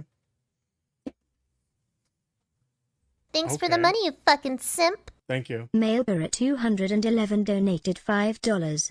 Tipster, can I say, my god, that dude needs to look for a new career. TBH, not trying to make him cope, but yeah. Apparently Boblax is going full schizo on that alt account. Jesus. Okay.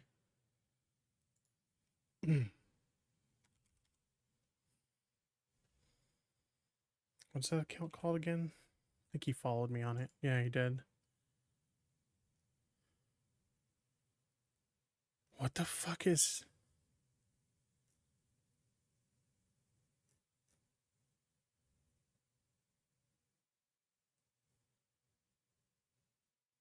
What the fuck is going on?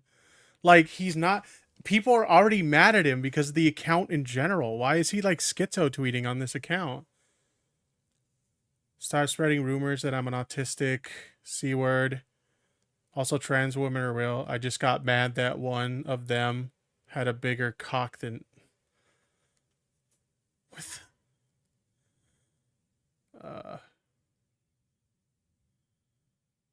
Yeah, maybe Fembro. Damn, Keffels is thick. She's one of the real ones for sure.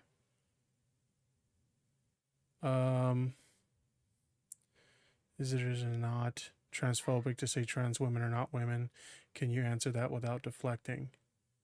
Women always ask weird questions. We fucking or not? What the fuck, Boblax? Why would you say that? Why the fuck would you say that?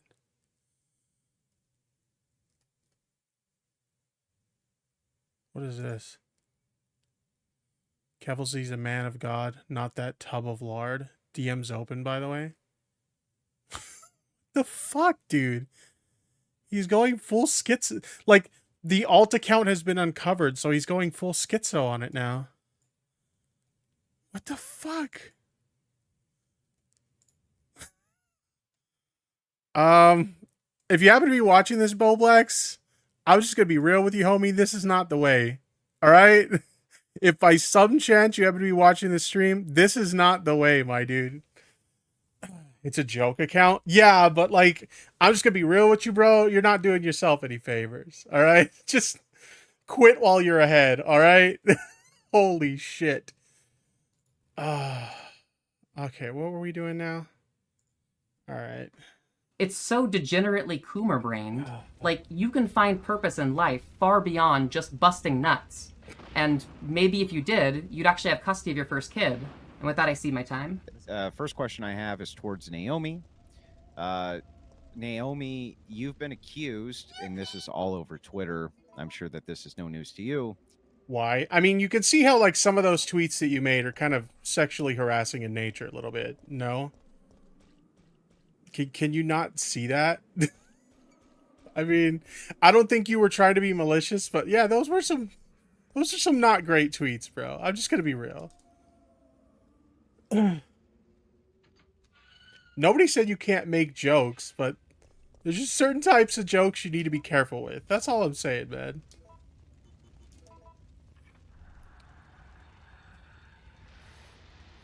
Of essentially doing this for the purpose of attention. There's tons of alternatives which are available to children to breastfeed them, or you know, breastfeeding alternatives, and this type of thing. Why is it that you're on the talk it out in VC? I mean, yeah, if Boblax wants to call in, I can call him and we can talk about it if he wants to. It's up to him. Forefront here if it's not for attention? Is that the primary motive, is to bring attention to this? You know, and kind of starting out, my primary motive was just to share a moment of queer joy and show that, like, hey, trans people can be parents, we can have these loving relationships with kids, and that we can, you know, really do anything that a cis parent could. And I actually did not expect the moment to go viral at all. It was picked up by the transphobic side of Twitter very quickly. And with the amount of hate and harassment that was thrown my way since it was Clown World first found my post, I decided that, you know, I was going to do everything I can just to clap back against the hate and try to push out for broader education and awareness of the topic. And so, yeah, it just started as a moment of, like, normalizing queer joy, and then turned into a moment I don't see that this debate ever end. It's almost over, actually. where I'm now defending myself from the likes of Tim Pool fans, Matt Walsh fans, and all of transphobic Twitter. Do you think it's a good idea for us to be very cautious about feeding this to babies until we know more about it? Similar to how we know breastfeeding does work, and kind of these formula alternatives, which I think many people don't like the formula alternative, and would concede probably, hey, it's better for a child to eat something, you know what I mean? But obviously it's not necessary for them to eat male secretion. That's not necessary yet anyway.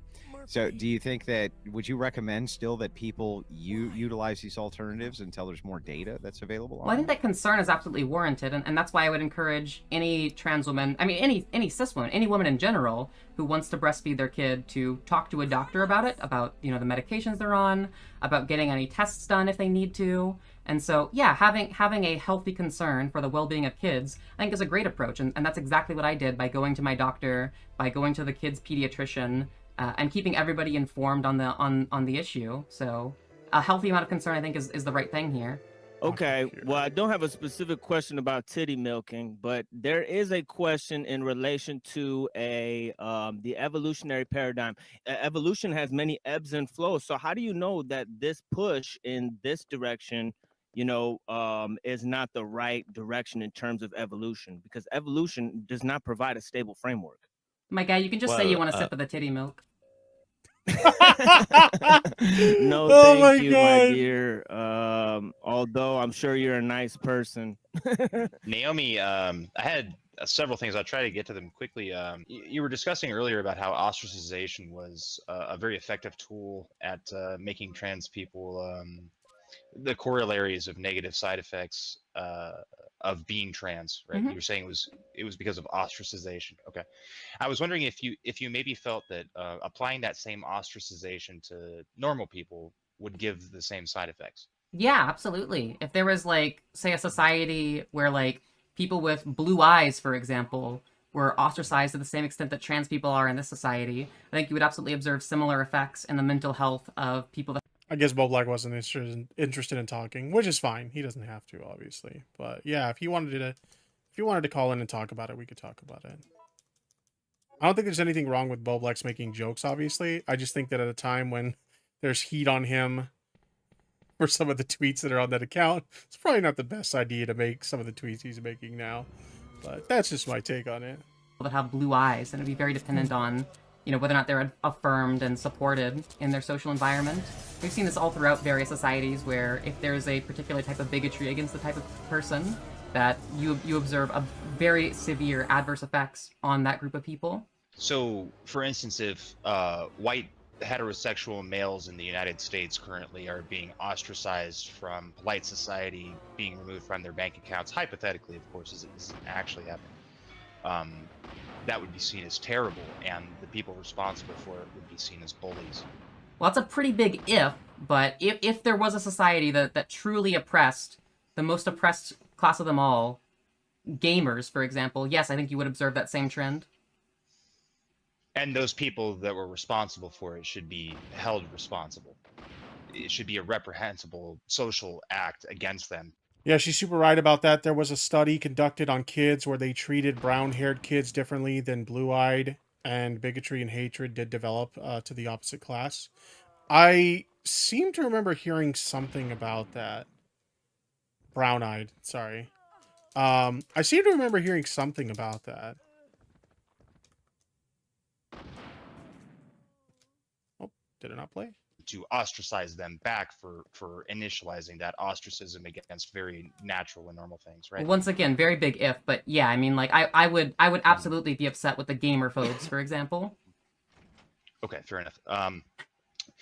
You also said that, so from my understanding, and I don't have later numbers, but in 2016, only 0.6% of the population identified as transgender.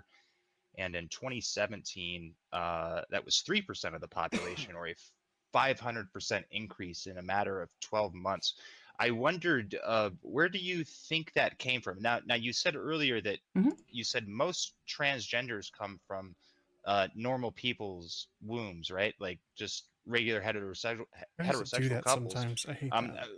How do you explain this rocket in the increase in transgender people? Yeah, well, it's the same reason why in kind of like the early 1900s, only about 3% of the population was left-handed, but then by the mid-1900s, it skyrocketed to about 12% of the population that identified as left-handed. When you have a group of people that is allowed to exist as they are, because of the gradual removal of social ostracization, with a gradual societal understanding of this type of people existing and kids actually being allowed to exist that way, yeah, you're going to see more and more people that are able to safely come out with the identities which they probably always held, even if they didn't have the language to express that. I think that with the internet in particular, we're seeing a much more rapid growth where, with the kind of like left-handed people, it took a little bit longer for that effect to fully observe out.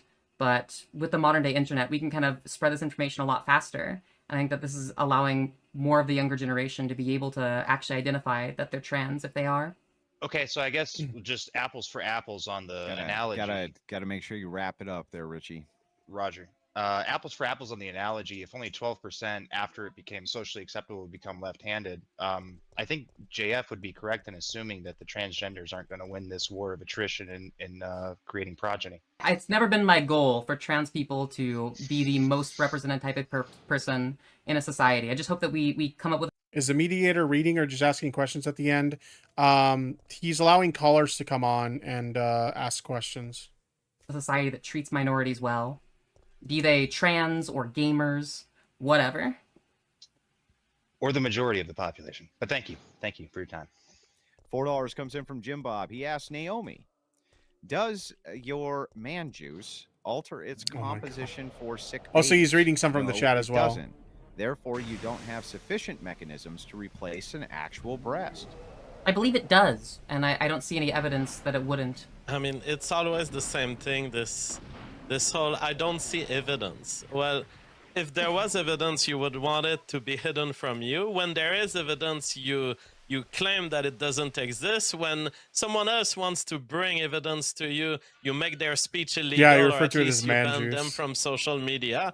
You're never going to see the evidence that you claim not to see because you don't want to see it. But I mean, I'm happy to see evidence. One makes... Again, we are faced with the Brando case. Everything that you say when you say there's no evidence of can be said about Brando. I mean, I'm happy to see evidence, and you've cited evidence here, which I've looked at, and even pointed out where you were misusing and abusing your evidence. So I think it's just the case that reality has a left-wing bias. Okay. Moving over to the... Breast milk isn't man juice. We all know what man juice is. Oh my god. Stop being horny. Oh no, chats again. Ravencrow says, Naomi, don't you think it's selfish and exploitative of you to post pictures of yourself feeding your child on social media, knowing it'll upset a lot of people? Haven't you already had police reports filed against you, CPS reports, etc.? So there was somebody that tried to dox me and file a police report, but as far as I'm aware, it's not illegal to post a picture of you with your kid on social media. And I blurred out my kid's face in order to protect their identity. So I don't see anything wrong with that. And yeah, I'm allowed to post myself being happy, even if it triggers people that are bigoted against me. All right, and that's it for us. A couple things that I want to mention.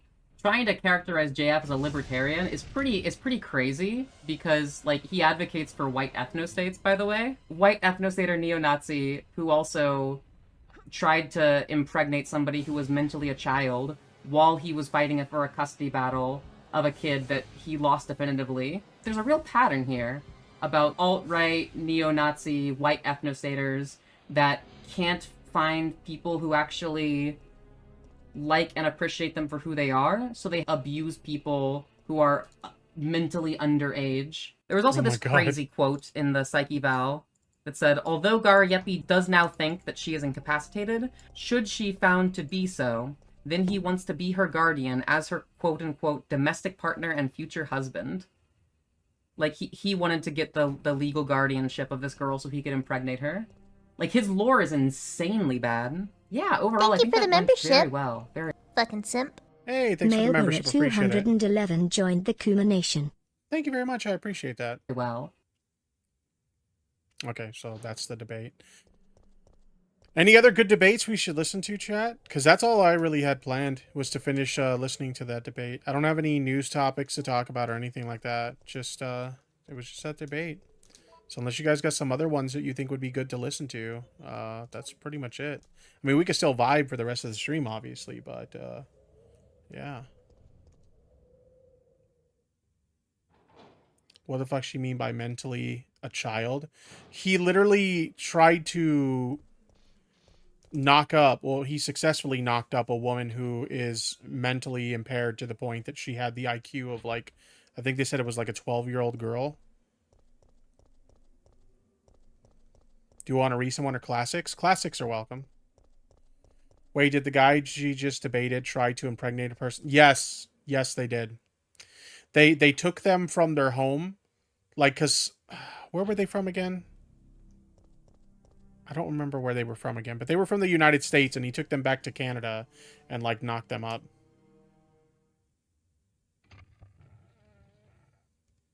Did you check out the Nick Merck stuff and the Call of Duty thing? I did. I actually put out a video on it this morning. You're welcome to check that out if you want. But to summarize my position is, I don't think Nick Merckx is a transphobic or homophobic person. I just think that he comes from a place of ignorance. And I think that having a conversation with him about why what he said is problematic would be beneficial. Thanks for the money, you fucking simp. Thank you. Mailber at 211 donated $5. Did you check out the Nick Merckx stuff with Call of Duty? If so, what's your opinion on it? What I was going to say, thank you for the super chat. I think it would be beneficial to have a conversation with him to inform him why what he's saying is problematic. That's kind of like my stance on it. But other than that, yeah, I don't think he's a bad dude. I just think he's ill-informed. I don't know if that makes sense, but yeah. YouTuber Shark Zero has some crazy debates. Government enforced homosexuality, I think it's called. Okay. Thought having sex with a mentally disabled person is illegal in Canada. He should be in prison. Is it illegal? It's one of those things it seems like it should be, probably. But I don't know.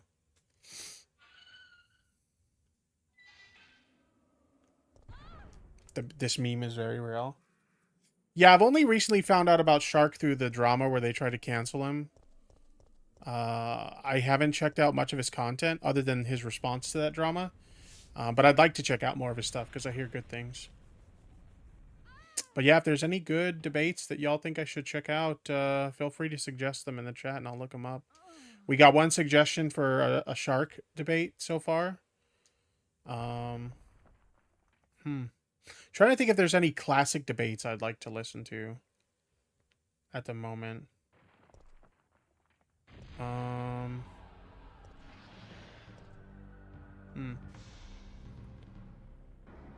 Do I need to do political YouTube? I suck at long videos. No, I mean, if you're gonna do YouTube, do whatever kind of content you want. Like, even me, even though I'm like more open with my politics now, I don't consider myself like a political content creator. I just kind of chime in on topics that catch my interest. And outside of that, I still do like basically drama content. That's still pretty much what my content is. I think it just comes from a different left-leaning perspective now. But for the most part, yeah, I still do the same content I've always done. Alright, let's try to get them to come out here. There we go. Now I can climb up this ladder.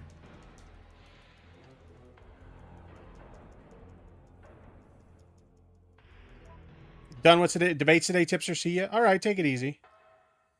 Shark versus Endless Cemetery. Old Vosh debates are nice. The Destiny. Oh, you know what? Destiny versus the World is a good one too, but that's like 5 hours long. I've listened to that one numerous times, but that's just like 5 hours long. I don't think we have 5 hours. I'll do the JonTron one. Let me get some ones in the chat if you guys want to hear the JonTron one, because the JonTron one is a good one. The JonTron one is a good one. Watch the Ico debate? What's the Ico debate? Okay, so you guys are down. Okay, you guys are down for JonTron. All right, we'll do the JonTron one. That's another one I've listened to quite a few. Funny enough, I first started listening to live streamer debates because of that debate. That one really made the rounds, and when I heard that, I started listening to more. So let's see. Destiny, JonTron. Why can't I type today? Debate. Thanks for the money, you fucking simp. Thank you. Mailber at 211 donated $5. What's your opinion on cancel culture and when is it valid to cancel someone? I think cancel culture goes too far sometimes, honestly. Like, I think a lot of people who end up getting canceled over, like, minor shit, it's, like, ridiculous. Like, a good example of this is the recent woke scolding against, like, Euphoritori.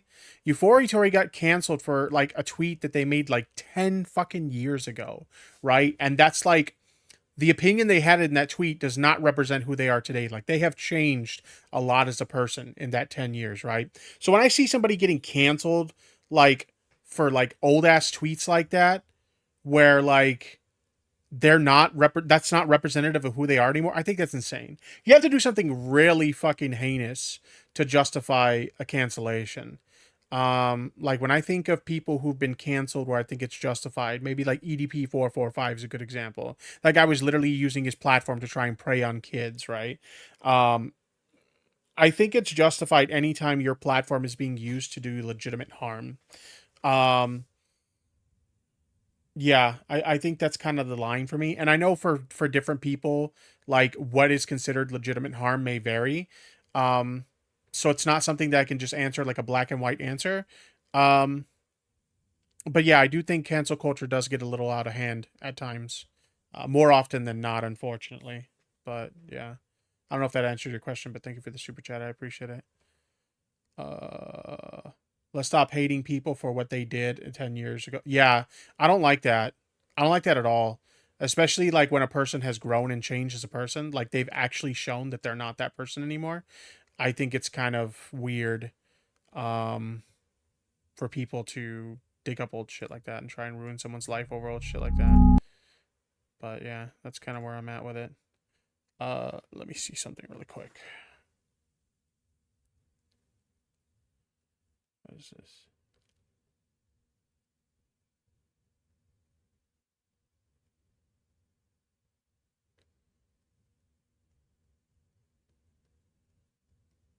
All right. Sorry about that. Okay. We're going to listen to the JonTron debate. We're revisiting an old... How long ago was this again? I remember watching this live. Somebody just like posted it on Twitter. This was 6 years ago. Somebody posted it on Twitter like, yo, JonTron is debating someone on stream and it's not good. And so I remember watching this and being like, oh shit. Yeah, this is pretty bad. Oof. All right, boys. We're going in. Oh, there we go. I think I can hear you now. Oh, I should probably start eating my lunch before it gets cold, huh? I should probably start eating. Thanks for the money, you fucking simp. Thank you. Mailber at 211 donated $5. Last thing, I am a fanboy from Zelda Tears of the Kingdom lol. Nice. I love that game so much. I haven't gotten very far in it because I haven't had time to play it, but I love it. Straight out of there donated $5. Thank you. We've all done stupid crap we're not proud of at some point, but as you said, people change and grow up. Thank you very much for the super chat. I do appreciate it. Yeah, I mean, I've done stuff within the past year that I'm not proud of anymore. People make mistakes, but it's not necessarily reflective of who they are now. You know, people grow and change with time. So I've never been a big fan of people like digging back up old shit like that and trying to use it against people in the present time, especially when they've shown that they've changed. I don't like that. But yeah. You got it? Yeah. How's the is Tipster going Hasanabi on stream? Yeah, I don't like eating on stream, but when I do these like weekend streams that are longer, it's kind of like whatever. I'm gonna eat on stream so I can keep streaming for you guys. this mic quality good? Yeah, it sounds. I'm having a teriyaki bowl, by the way. It's shrimp with rice and green onions, and it looks delicious. It's actually not teriyaki technically. I got garlic serrano sauce, but like by default they give you teriyaki. That's great. Is it echoey? Okay. What's up, Mr. Stephen Bonnell II? Is that correct? Yeah, that's the full name. You just completely doxed me, dude. What if my name was a secret? That's a bit. You're even more handsome in person. Well, thanks, I guess. So what's up, man? What do you want to talk about? I know we got into a little spat today on I will boycott Cheetos just for you. I stand with Tipster. Boycott Cheetos. Why would you boycott Cheetos? I love Cheetos. Twitter. I have to say, I didn't expect today to go. It wasn't really how I was expecting my Sunday to go, but you know, with life, especially these days, you never know. Yeah. You never know how it's gonna go. Yeah, I know what you mean. Little Crow in the chat says, that sounds awesome. I had some frozen nuggets for lunch. Were they dino nuggets? Because if they were dino nuggets, that's fucking based. You know those like cheap ass, like it's a big ass box full of dino nuggets? I don't give a fuck what anybody says.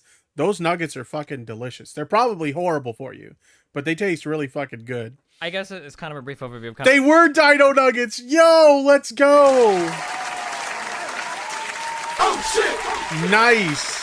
Somebody told you, those dino nuggets are good. You know what I'm talking about, right? Been talking about a lot of these issues recently on my stream, and not just on my stream, obviously across the entire world. Yes. You know, cultural issues and everything are at the forefront, both American and international politics. What with Brexit and now with Trump in the United States, and yeah, it's kind of a lot of shit going on. The That's funny. I was just joking, and they actually were dino nuggets. gaming community typically tends to lean a certain direction, you know, especially in a post-Gamergate world where you find a lot of certain things being said. And I noticed that it seems like you are kind of on a certain side of things when it comes to this kind of immigration and culture debate. And I guess, well, I do. Sorry, go on. I was going to say, I know you have a very, very large outreach and whatnot, so saying you say some things was... Hold on. I'm going to eat my lunch. We're going to go full screen for this. We really are going full Hasanabi right now, chat. It's happening. Don't judge me. Don't fucking judge me. A little bit troubling. But, yeah, go ahead. Sure, well, I mean, I don't think it's troubling. I think it's actually pretty common sense. I think the fact that people think it's troubling is what's troubling to me, because I just don't see it as very controversial. Could you... and also, the only reason that I'm maybe on a quote-unquote side is because in this day and age... staying on the fence is just useless because everybody knows that you're just trying to avoid conflict at that point because we are in very polarized times. So I just like to at least state my opinion clearly. But what is it that you find so troubling? Let's start there. So I guess it's kind of this general vague defense of Western, or more specifically like American culture. Basically, the problem I'm getting into is every time I read things and... Like, I literally remember when this happened, and I was just like, what is fucking happening right now? Like, I've been watching JonTron for years, right? He was just some fucking, like, dude who used to do, like, retro gaming videos and shit, and I really liked his videos. So when I saw him having this debate and making the arguments he's making, I was just like... Did I fall into like an alternate dimension or something? What the fuck is happening here? And I know that you're going to take extreme disagreement with this. Every time I read things, what it always seems to boil down to is I think that this thing is better because it's majority white, and I don't want that to change. And Gayfesh says, oh, no, the origins of the debate brosphere. I know. It's so true. This is literally... I just talked about this before you showed up. Sorry, my mouth is full. But this was literally what got me into watching debates on Twitch and on YouTube. And that's like the most important thing. That's how it seems to read out to me that way. Okay, so that is one way that you might look at the way that... I mean, obviously you can take that from it, but that's really not the core argument. The core argument is that no other nation would voluntarily change its demographics. Now, people say, oh, demographics, what do you mean? It's not a white country or something like that, or demographics don't matter. But if this were true, they wouldn't have such an easy time turning around and identifying who's the problem. The quote unquote white male. They have no problem identifying it then. It's in terms of the problem, I think it depends on what particular thing you're talking about. But I guess so to look at that first statement. So to kind of start this off, I'm not comparing us to any other country in the world. I think that the United States of America is relatively unique in its identity, and that we don't really have and we don't have like an ethnic background that is tied to our country. Does that make sense? As in, like, we're not like, if you're from France, you can be French. If you're from Italy, you can be Italian, German. You can be German, Polish, like actual ancestry dating back hundreds and hundreds of years. Typically, as Americans, we are Eurocentric, right, in our ancestry. Yeah, well, that's what I'm saying. It's the USA as the proposition nation, but it is a European nation historically. There's just no debating that. When people try to debate that, yeah, there was obviously the slave population who lived here, brought here against their will. So they were emancipated. The first thing that you just said doesn't really make sense. It was a European nation. Like in the late 1800s and the early 1900s, Italians and Irishmen were discriminated against, like, massively coming to the United States. Like, they were called. Okay. I think Irish people were called the inside out Negroes. Like, it was like. They're still European though. Yeah, but I'm saying that we didn't see it that way going back, 150 years in the United States. It's like, well, they're European, they're okay. Like, that's not how we saw it. Like, but we weren't there at that time. I was born in 1990. Bro went full far right so quickly. Yeah, it came out of nowhere. Because, like I said, the dude was just like a gamer bro, right? He was just a gamer bro giving his, like, take on, like, fucking retro video games and shit like that, and reviewing, like, weird bootleg games and stuff. So to see this, like, come out of nowhere, like, I had no idea. Well past my dad is Persian, my mom is Hungarian. I'm not even 100% white. I'm just saying this as a matter of fact. So when I see bullshit, I just know it. And well, what do you mean by matter of fact? What I'm saying is that as time has gone on, the mask came off. Yeah, true. He didn't let the mask slip. It full on, like, came off. We've seen more and more people be included in the identity of what it means to be an American. So it seems strange that I seen Destiny's debate with Cenk. That was an interesting one. I actually listened to that one while I was at work. Today there's like this massive pushback on who can become included in that demographic. That just seems kind of strange. Okay, I understand. I understand what you're saying. Well, none of this would have ever been a problem had I guess you could call them the extreme left, started bringing identity politics to the fore. Because when you have a nation is supposed to be a people that are all bound by at least culture, if not genetics or whatever you want to say. So, we're all supposed to feel like we're one people. But they started doing this thing where they were like, well, if you're black, you're here. If you're white, you're here. If you're, they basically... So again, like, I know these are a lot of, like, hot button talking points, but, like, when you say the left started identity politics by assigning white and black to certain areas, I would say that Jim Crow laws probably assigned white and black people to different areas more so than a black. White supremacist views have always existed in this country. It just wasn't couth to say in polite society for a couple decades at most. Trump gave people permission. Yeah, kind of. Yeah. A lot of this shit really started, like, what's the phrase? They said the quiet part out loud. Trump gave people permission to say the quiet part out loud. Black Lives Matter speaker or Obama talking about a racial issue. I don't agree with this narrative that all of a sudden the left has brought out, identity politics. Like, if you talk to minorities in the United States, identity politics has been part of their national identity for the past, since the inception of the United States. I just don't know that. Well, I just don't know that it's on the same level, especially because. Well, it's not. It's on a much lesser level than it used to be. We don't have Jim Crow laws anymore. We don't. Women's suffrage happened. You're right, and people still manage to create divisions between themselves. Well, because there still exist divisions. Black people are disproportionately represented in prisons. Women are disproportionately represented in certain workplaces. Okay, but the argument is that it's white people who caused them to be in those places. That's the implicit argument, not that they have. A lot of people were caught up in the anti-SJW era of YouTube and ended up on the far end without knowing it. I used to watch a lot of that stuff. I've always been like, well, first of all, back then I wasn't really into politics at all. I didn't follow politics at all. At least I didn't think so. But yeah, I used to watch all that shit. All those like anti SJW channels and shit like that. It's kind of wild to see some of the stuff I used to watch back in the day. Tipster eating as usual. Get the fuck out of here. Any agency of their own to. Who do you think Funny thing is, I rarely eat on stream because I don't like to eat in front of people. was responsible for Jim Crow laws? Well, of course it was white people. Of course, I'm not arguing Sure. for Jim Crow. Okay, well, no, I'm just saying that when you say something like that, like, well, people are blaming white people, which is absurd. Well, I mean, if you go back 50... Guilty of watching some of that crap too. Yeah, and it seemed harmless at the time. It genuinely did. But looking back at it in hindsight, there was a lot of really fucked up rhetoric being shared in those videos. 200 years, yeah, it was kind of white people that did it. Now, I'm not saying that we need to lock white people up now or bring back reparations or anything, but it seems like the big problem, and I noticed this a lot because I watched pretty much your entire discussion with Sargon, is that I know that there are extremists on the left that want to play the blame game and do that fucking white guilt bullshit. I'm not into that shit. I'm not that extreme. You know, like white people need to, you know, bow their heads and be solemn everywhere and recognize their privilege all the time. Like, I think... Amber Dench in the chat says, we didn't know what we didn't know. Yeah.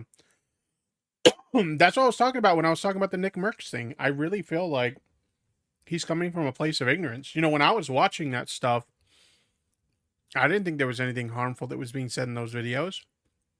I was ignorant to it. Maybe that's why I'm a little more charitable to someone like Nick Merckx, because I remember some of the shit that I used to watch and I didn't think there was anything wrong with it.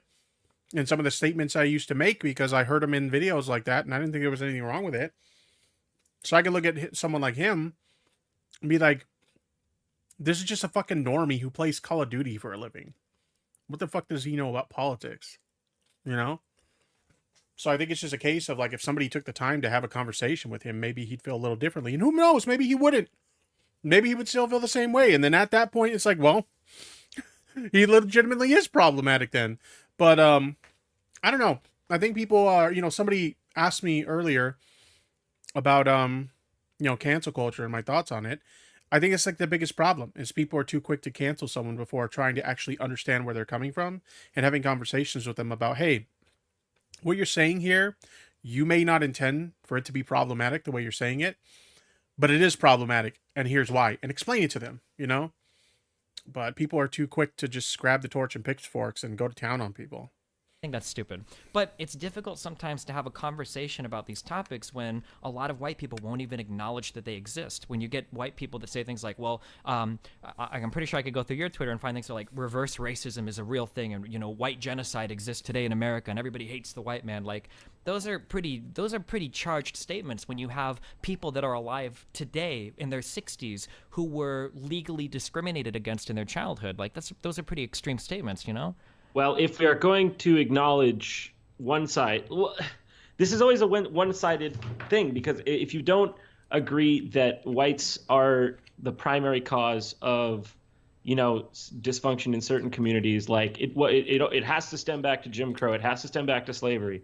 Well, I don't know that, you know, these arguments can hold up decade after decade. So Jim I think Crow that's where wasn't that people... long ago, though. Like, when you say a statement like that, like, that's Yeah, people who say stuff like that, they don't realize that a lot of these things can have severe impacts on communities for decades and decades and decades to follow.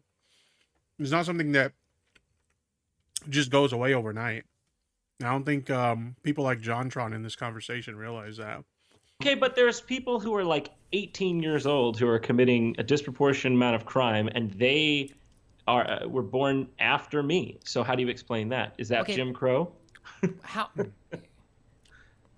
Nobody how wants much... to get into the realistic things. They say you want to have a conversation, but they don't really want to have a conversation. They Thanks just want for to the money, blame you whites more fucking and more. simp. And the more they... Mailber at 211 donated $20. Thank you. Ironic enough that my great-grandmother was from Greece and German during World War II. She was a nurse, and when she came to America, North Carolina, she was discriminated against and beaten up for being German. Jesus. If you had a daughter... Thank you for the super chat. I appreciate that. ...that was 18 years old, would you send her to hang out with 400 guys that were all, like, known, like, fucking juggalos or people that rape people or whatever all the time? Would you have her hang out in that environment? No. Probably not, right? If you had a friend and he had, you know, 30 friends that were meth heads, right? Would you be happy with him hanging out with all of these people constantly? Like, No, but probably not, right? But the argument I'm getting to is that your environment shapes you a lot, right? If you have a family that dates back, hundreds of years, if you've got parents that help you, parents that take care of you, like, these things have a major impact of your life. If you have grandparents that were directly impacted by Jim Crow, you have parents that were born to people that were directly, discriminated against by the state. I mean, we're not that far removed from these issues. It's not like, well, my grandparents deal with this. Do we really have, we still deal with the Red Scare in the West, Okay. True Tipster, you can't just discriminate against a group of people for years and years and years and then just stop one day and go, oops, sorry about all that, and act like everything is fine and dandy now. Yeah, it takes the changes to see actual real change. Like, I'll just use as an example. Like, if a community of people has been discriminated against for 20 or 30 years, right? And then, like, one day, like, somehow, some way, you just magically, okay, we're not going to discriminate against those people anymore. The harm that has been done by that discrimination that occurred, it doesn't go away overnight. The harm continues. It's something that takes time for that harm to be undone. And so when you see someone like JonTron here talk about, like, well, Jim Crow was like a long time ago, and like our generation, we're not doing that stuff anymore, so why is it still a problem? It's like, well, it takes time for these things to improve. It doesn't just happen overnight. Well, the United Kingdom didn't have Jim Crow. France didn't have Jim Crow. We still have riots. We still have Muslim riots over there. And in Sweden, they didn't have Jim Crow. There's still riots in the streets of Stockholm and Malmo and wherever else. So you're telling me that I'm just speaking. So at what point so Jim Crow, one aspect of it here in America, but as far as the rest of the Western world, we don't have these same precedents, and there's I only want to speak crime in those communities. I only want to speak in regards to the United States because everything else is way more complicated. When you get into the histories of other countries and Islam and in the Europe and everything, that's all different countries, or that's all different countries and different topics. So in the United States, I'm not trying to say that no black person is ever responsible for any of their actions whatsoever. I'm just saying that it bothers me sometimes when I listen to internet celebrities get together and talk about how irresponsible black people are when so many of them are born to single parent households. No. With... Like it's not as if we're saying like all black people are irresponsible. That's ridiculous. I mean that is truly bigoted. I'm just saying, like, you can't make the argument that whites should be okay with them being becoming a minority in the countries that their ancestors built if it doesn't apply to other countries. Wait, we're getting way different. Hold on. White minority versus other countries. Okay, here, I'll write this down. We're not quite on that topic yet. I'm just saying that if you're not acknowledging that there are problems that exist in these communities, you'll never be able to fix it, right? And one of the big problems I had when I talked with Sargon was this idea that, like, black people just need to fix themselves. Like, I mean, sure, you can say that, but this is going to take a lot longer to get these communities on board when they were aggravated by white communities for so long. You can't just tell a group of people that have been oppressed historically in the United States for hundreds of years, over the course of a generation to just fix their shit. Like, it doesn't work that way, I don't understand why it is anyone else's responsibility but their own. Do they not have agency?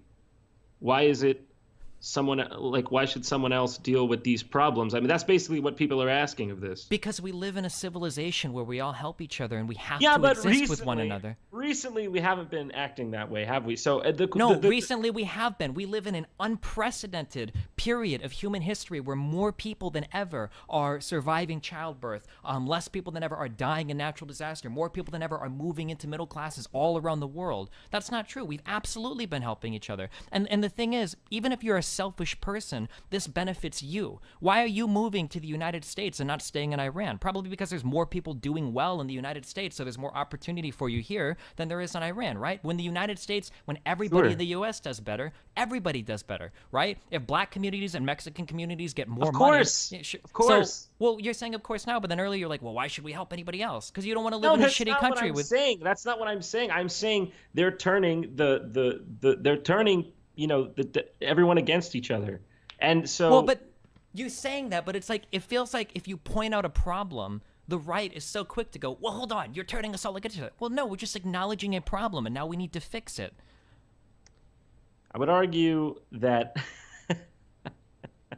I don't know. I don't want to get too raunchy with this, but I think what I'm saying is that nobody would ask Japan if it was okay that Japan become a minority Japanese nation. But we're not Japan, and I don't care about Japan. And also, Japan is one of the most racist fucking countries in the world. Do you want to be like Japan? This word racist, what does it mean? It means that the Japanese people thought that they were the superior Asians, and it was part of the reasons why they were so keen to do that shit they did during World War II. Japanese viewed themselves as the superior Asian race, and every other Asian is being subservient to them. It doesn't get much more racist than Japan. You want to try to draw a parallel to another homogenous society. Japan is like the worst go-to argument. It's also a dying country of people who, because they refuse to let anybody else in, are having horrible problems with their population. Japan is a lot of world record-setting suicide rates. I don't think Japan is the country that you want to point to as your model homogenous society. I just disagree. I think it is a model society. I mean, in what way? See, look, it's happening now. I mean, what is it that's so offensive about white people saying they would like to preserve their demographic majority? I don't understand. It always gets into these semantics of because I don't understand why that person. Why is the skin color so important, and why would you drag the country down holding on to it? There have been. Well, I didn't start this shit. Now, did I? Well, there have been contributions by other people to our country that are non-white. Why wouldn't we want to continue to foster this kind of behavior? Why would you want to close everybody out and be like white males only? I think human beings are at the core tribal, and they tend to want to stick to their own. I think it's completely natural, completely normal. And so But you've already proven that statement wrong in what you're saying, because you think you're a white person and you're half Iranian and what did you say, Hungarian? Yeah, Hungarian. I'm half that wouldn't white. have been considered a white person 100 years ago. 100 years ago, Irish wasn't considered a white person. I'm not talking about me. I'm talking about mass immigration. Like when they want to basically, I mean, they've gone and they've said it on the DNC. What was it? Like the DNC platform. They have that lady that was saying, white people need to shut up and listen. Now, that's the kind of discourse we're looking at for the future of this country. So, I mean, that sounds kind of bad, but again, kind of bad. Well, that's what I find myself saying to a lot of white people. When you've got white people saying things like, oh, racism isn't real, or reverse racism is the bigger crime, or minorities in America are totally fine. You guys just need to damn, at some point you got to chill out and you have to listen to people and figure out what their problems are so that we can move forward in a positive. This is the problem. When you get condescending, people say, fuck you, I don't want to listen. And that's why you're seeing this big pushback. I didn't start it. And but both sides are condescending. We can't. This has happened in 2016. Yeah, I believe this debate was in 2016. 2017. Right. We can't pretend that condescension only comes from one side, right? Trump is literally the most abrasive political figure. One side. It does come from one side. Trump is a reaction to the retarded identity politics of the last. You're talking about reaction to identity politics, Doug. Half the people that were tweeting at me in response to what you were saying to me were literal Nazis and white supremacists, linking. Look, man, it's this guilt by association shit. Why don't you denounce all the communists in your movement? They killed 100 million people. Wait, what's wrong with communism? Is that what you just said? Wait, what does communism have to do with any of this? Well, what do Nazis have to do with this? The people, it's a political and race ideology. Communism is just an economic thing. Oh, it's an economic thing. Okay, Nazis were a movement in 1930s Germany. They have absolutely nothing to do with any of this. Americans are the ones who beat the Nazis. So I don't know why we're bringing Nazis into anything. Because the people that were supporting you identify as neo-Nazis. I don't care. Does someone replying to me mean that I endorse them? Have I ever tweeted anything of neo-Nazi ideology? No, but I guess the thing that bothers me is that at some point, if you find that you are in company with a ton of white supremacist, racist people, at some point you got to wonder, fuck, what the fuck am I talking about? No, these are just slurs, white supremacist, racist. And by the way, this thing that I think I'm white. So fine, go ahead and take the whiteness away from me. Say I'm just an Uncle Tom Middle Eastern. No. Hold on. No, I'm not trying to take the whiteness thing away from you. I think it's a beautiful thing. This is where we are at 2017. A half Iranian is talking to me and feels like they belong to America. That's a good thing, dude. That's a positive thing. Because like I said, 150 years ago, people identified as their European counterparts. You're not American, you're German, you're Polish, right? It's these things. You're Italian, you're, British. Like, but now we see ourselves as American. There's a ton of different white people in the United States that all see themselves as fucking white people. A lot of people couldn't clearly people in America. If there is one, let me put it this way: if there is one American in America who doesn't see themselves, and they're a citizen, who doesn't see themselves as strictly American, we have ourselves a problem, in my opinion. Because, and sure, if you want to move towards fixing that, that's fine. That's a great goal. I don't think a pure society is possible. Like, I don't think that's possible. But in terms of a demographic majority, I don't know that a nation can exist without one. This truly multicultural, every single person is a different like thing or race or religion. I don't really know if that's sustainable long term in a society. Why not? What's so wrong about people being well, around have you you that look seen the different than last you? 4 years, my friend? I feel like people like you, when they're talking about this, they just pretend they get you gaslight. You pretend that the last 4 to 8 years didn't fucking happen. I'm not gaslighting. Your side sure is the gaslighting. definition of gaslighting, dude. You're telling me that there are riots all over Europe and riots all over Sweden. No, they're not. Do you think Sweden is falling apart right now under mass rioting and burning down of? You ever heard of boiling the frog slowly? Doesn't notice. I mean, people say the same about Trump's move towards an authoritarian fascist government. I mean, you can make the same argument about anything. Like I said, I mean, like the facts back me up that we are in an unprecedented era of world peace right now. But for some reason, people That's think about to change. Why? Because shit's falling apart. But it's not.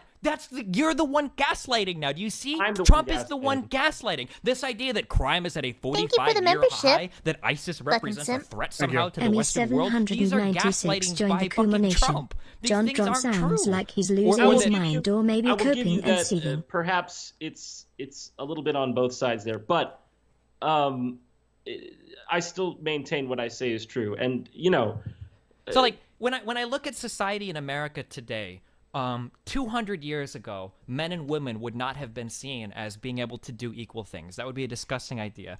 150 years ago, Italians, Polish people, Irishmen wouldn't have been considered even white people, let alone Americans, right? I don't know that that is just a myth. That's not true. They were considered white. I don't know where this thing that Italians and Irish weren't considered white. That's ridiculous.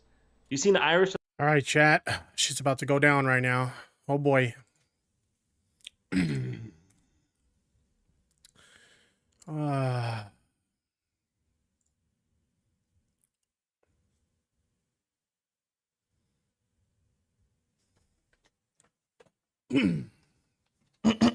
Hello? Hey, what's up, man?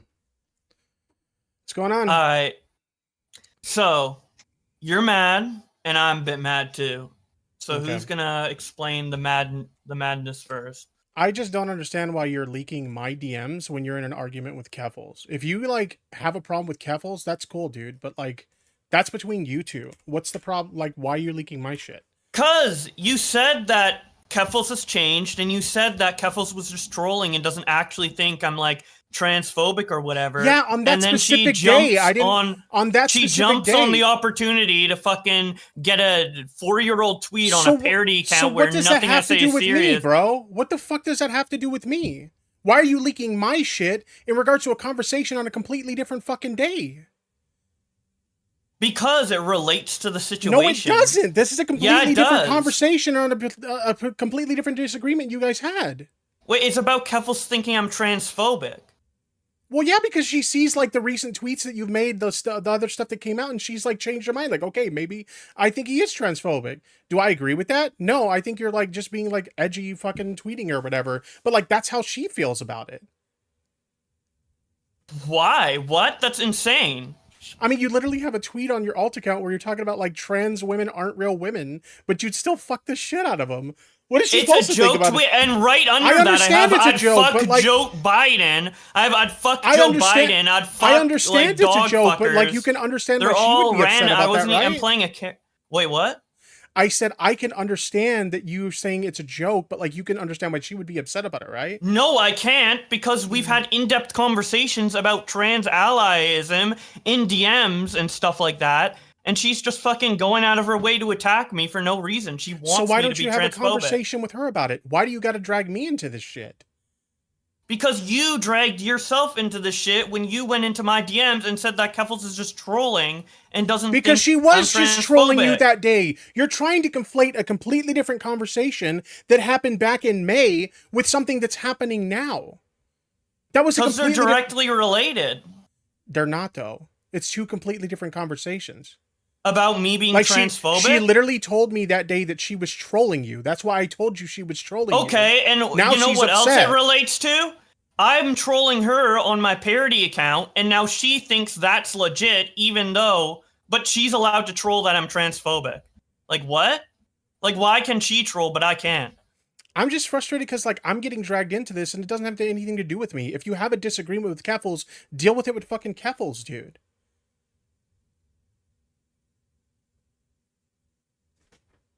Hello? Okay. So if you have a problem with Keffels, deal with it with Keffels. I don't understand why you have to leak my shit because you're upset with her. Because we were talking about her and it's directly related to her, I don't think you would mind me showing DMs of you defending your friend. What? I don't know, dude. What's so bad about what's in the DMs? Are you embarrassed about what you No, said there's in the DMs? nothing I'm embarrassed about in Like, those DMs. I just don't understand why you're leaking them. I explained to you why. Well, I don't think that that's a good reason. That's what I'm saying. Okay, then I'm sorry, but that was my reason. I don't know, dude. So now what? I don't know. Do you want me to like delete the tweets or whatever? No, I mean, it's already out there, dude. So like, there's no point to it. I mean, I just didn't think you would mind about me leaking something you would say publicly anyway. Maybe you should have asked me first. Okay, then that's my bad. I should have asked you first. Okay. Okay, fair enough. All right. I don't know. That's all I really had to say. I didn't like being dragged into it. Like, I understand that not everybody gets along with Keffels. I get that not everybody likes her, and that's cool, dude. Like, I have no problem being friendly. I with don't people even who dislike get Keffels along. up until today. I've been very nice to her. Well, you can see in how DMs like and everywhere. You can understand how I've been those tweets, extremely nice to her. You can understand how those tweets, now that like everybody knows that you're alt and like you're talking about like what the fuck did that account say? You can understand how those tweets would be kind of sexually harassing in nature, right? Because that's what she got upset about. They're jokes, and it's not right, real. but She knows I don't want to fuck her. It doesn't mean she has to be How does comfortable that with it. hurt Like, her if she knows that it's you can joke not about real? whatever you want, but it doesn't mean she has to be comfortable with it. Like, you understand that, And right? I'm not comfortable with her fucking sending her jiggling tits in my DMs, but I wasn't freaking out calling her fucking autistic chaser, even though she So tweets again, about talk wanting to to her fuck about that. autistics all the So time. again, talk to her about that. If you have a problem with it, talk to her about it. Why didn't she talk to me about it instead of fucking going on her Twitter and blasting me as a transphobe to 100,000 people? I don't know, dude. Why are Figure it you out with more her. mad at me than her? when Because you're she- involving me in shit that has nothing to do with me. This is between you and her. She involved you by like quote tweeting you and getting you involved in all this shit. I don't know. It just, honestly, it just kind of Wait, what? Okay, what were you It's saying? Go insane ahead. to me that like Keffels is literally like lying about me in front of like thousands of people and trying to hit me when I'm down when I've done nothing to her. And So you're again, more deal with mad it at with me. her. Yeah, because I don't want to be involved in this shit. That's why. Then why did you get involved by DMing me about it? What do you mean? You DM'd me being like, oh, she's trolling. She doesn't actually think you're transphobic. Boblax, like, I'm sorry, I don't know if this is your autism, but that was a completely different day. That was a day where she literally told me herself that she was trolling you. She's not trolling today because And she's I'm mad trolling today. her today. Well, she's clearly upset So what's about the it. difference? And I was clearly upset at that. So why didn't you say anything then? Like, I thought you guys talked about it. We did talk about it, and she said I didn't think you're a transphobe, and then all of a sudden, out of the blue, she starts calling me a transphobe for a random parody tweet that I made 4 years ago of something even 4 years ago I didn't believe at the time. Nothing on that account is reflective of my own talk to her opinions. about it then. So talk to her about it then. Or don't. I Just, like, can't. block I'm her, cut her off, blocked. She whatever. blocked me. What do you mean? She blocked me the second she saw that tweet. How can I talk to her about it? I don't know what to tell you then. I mean, I can tell her that if you're interested in talking, I can tell her that you want to talk, but like otherwise, like I don't know what to say.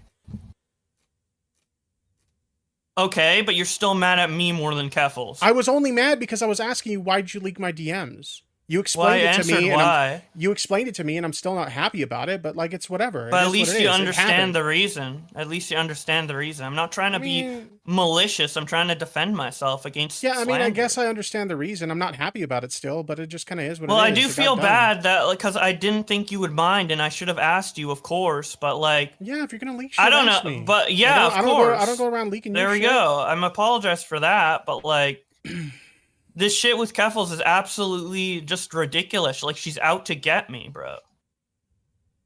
Yeah, I don't know. Like, how can, after all the conversations I've had with her in DMs about trans issues and a whole video I made defending her and a bunch of all this shit I've always said about trans people and how much I care about this issue with, like, human rights and everything. Like, I care a lot about it. And then, like, one little fucking account leaks that's, like, a complete troll. It's called Throbbing Horsecock. And then she just says I'm transphobic off of it. What were It's you fucked doing up, that dude. got leaked too? Like, what were you doing? I just switched my Twitter account and it was on there. You do realize if you scroll down, I've only tweeted on it 2 times in the last 3 years prior to Yeah, I getting saw leaked. it. I saw It's it. It's like completely random. And it's just so fucked up that Keffels would just be like, oh, he's transphobic, and then block me too. Not even talk to me about it, block me. You talk about me not talking to you with the DM leak, and I guess like because there was nothing incriminating in the DMs, I didn't think it was an issue, but that's my bad, of course. And I apologize, but like she fucking just blocked me and then outed me. And then when I troll back a little bit, in the same way she trolled with me in DMs and on Twitter with the transphobic shit, right? Just trolling in the same way she does with me. I didn't think she'd see it as sexual harassment because it's literally the same shit she says to me, right? I mean, has she told? What is the tweet? Let me bring up the fucking account. She said Bo Blacks can like fucking blow backs, and then she's like, yeah, look at my jiggling tits and shit like that. I mean, I saw the DM. She didn't exactly. And say the fucking account is called Throbbing Horsecock, dude. It's like and all the tweets on it have always been like over.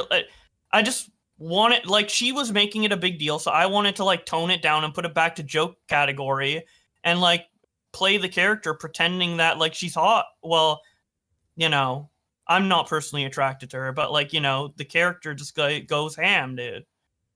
Okay. And I don't see it as sexual harassment necessarily because it's like she knows that I don't want to fuck her. Like, she knows the context around everything in the account. It's just fucking around. Like, when she said she wants to, like, fuck autistic people on her account. You can like, she trolls too. But again, you can understand how this might make her uncomfortable, right? When you're talking about, damn, Keffel Sticks, she's one of the real ones for sure. Or you're, like, quote tweeting me, back off, Tubby. She needs a real 9-incher right now. Like, you can understand how that might make someone uncomfortable, right? Sure, and I made, and she made that's me really what's happening here. Is she like saw these tweets where you're talking about giving her a 9-incher and it made her uncomfortable? Well, it isn't me. It's, oh my god, it's supposed to. It is you, but you're doing it as a character. Yeah, I don't actually have a 9-incher or want to fuck her, and she knows that. Like, why can't? And she's a troll too. Like, if this was like someone who was super serious all the time. The thing like is, she started beef with me, and then I decided to troll a little back, like she just did with me last month. But the thing you have to understand about jokes is like, yeah, you can make whatever jokes you want, but like the recipient of the joke doesn't always have to like it, right? Okay. Like, you guys have made jokes that I don't fucking like. I mean, obviously, yeah, like, and you've made jokes that other people don't like, and they've leaked it in DMs, like Goth Mommy can get it or whatever. Yeah, I mean, like, and that's fine. I'm just saying, like, that's where she's coming from. She didn't appreciate. I understand why she's upset. Okay, I'm upset at her for calling me a transphobe and like doubling and tripling down. Okay, well, and then my response is to make a joke. Isn't that a better response than like going ham on my main and calling her a piece of shit? I mean, didn't you kind of me joking back on an alt account with like barely any followers? Isn't that like a better alternative? Keffel sending random unsolicited DMs about blowing out backs and sending. So you did call her out though. Yeah, afterwards. But you did eventually call her out. Yeah, so because she kept pushing and saying I'm sexually harassing her. First she calls me transphobe, then she says I'm sexually harassing her. Of course, after a while I'm gonna like push back. Okay. And what did I do for her to start going after me? Make a tweet when I didn't even know she existed on an alt account with no followers. Yeah, I don't know. So like, I mean, I guess you can decide who's I just think this is between you two, and like I can tell her if you want to talk to her that you're willing to talk, but like that's it. This is not between you, me, and her. This is just. I mean, clearly she's just being like disingenuous because she knows my feelings on trans people. I've talked about it. I'm like so openly pro-trans in every way, and just to take this little thing and just diminish it, it's just like, it's fucked up. She knows what she's doing, and I don't respect her, and I don't want to talk with her, and that's fine. Fair like, enough. She Then... blocked me, and I blocked her. It's done. Fair enough. That's She's it, a piece of shit, in my opinion. But okay, I do apologize for leaking the DMs. So yeah. Okay. But you know, I didn't mean anything malicious towards you by it. I was just saying like, she by her, maybe I should have. I just get genuinely frustrated. I'm gonna give it to you 100 right now, and I'm not necessarily saying you're doing this, but like it just seems like anytime like Keffels does anything, everybody looks at me like, well, what are you gonna say about it, Tipster? What are you gonna do about it, Tipster? And I'm not her fucking daddy, so it's like, I don't understand this like bullshit of like anytime Keffels says anything or does anything, people dislike. It's like, well, Tipster, what do you got to say about it? Like, it's annoying. And that's why I look at this situation. I'm like, okay, I can't like not say anything anymore. All right. Because it just happens every fucking time Keffels says or does something that people don't like. And then I'm the one that gets dragged into it. It's not my problem. I don't police what she says. She's her own person. I wasn't telling you to address anything in the tweet. I was bringing it up as an example of her saying she's not trolling when she is trolling, but I can't troll. Yeah. But maybe I should have brought up a different example. I just didn't think you would mind, but that's my bad, and I should have asked you first. All right? Yeah, it's all right, man. It's good. But you can understand my frustration with that, right? Can you understand mine? Yeah, I can. The same thing you. happened with like the AP thing, right? Like when she did the whole stupid telling her kid to say the N-word thing. Like a bunch of people looked at me like, well, are you going to say something? It's like, well, I wasn't even there when that happened. Why would I say anything? And this is the same sort of thing. Like, again, I get that everybody doesn't like Keffels, and I get that people aren't happy with the fact that I'm friends with Keffels, but the reality is we're friends, and that's not changing. Okay, I'm fine with that. So I'm looking at her DMs, and she says, because we did have a little bit of a conversation from like the May thing with the transphobe. She said, "Sad you can't give me a fair shake." What? She's insane, dude. I think she's insane. She's going after me for it's so unprovoked. And I told her like, yeah, it's not me not wanting to give you a fair shake. It's just I don't feel like I want to talk about this on stream, right? And then oh my god, she's just so like wishy-washy. She knows my opinions. She wants me to be transphobic. It's insane. It's so malicious. Yeah, I think what probably happened is she has a real gripe with like other people in the commentary community, and because you're like part of that community, maybe you get like you catch strays or whatever. Like I understand where she's coming from with some of this stuff, like the tweets that are made on the alt account. Like I can understand why those tweets made her uncomfortable. But like, I want to put it on the record here. I don't think you're transphobic. I think that you've said some really yikesy shit on that account, but I don't think you're transphobic. I just think you're too edgy for your own good sometimes. That account doesn't say anything that I truly believe. It was just like me making jokes. I know that, but it's like the.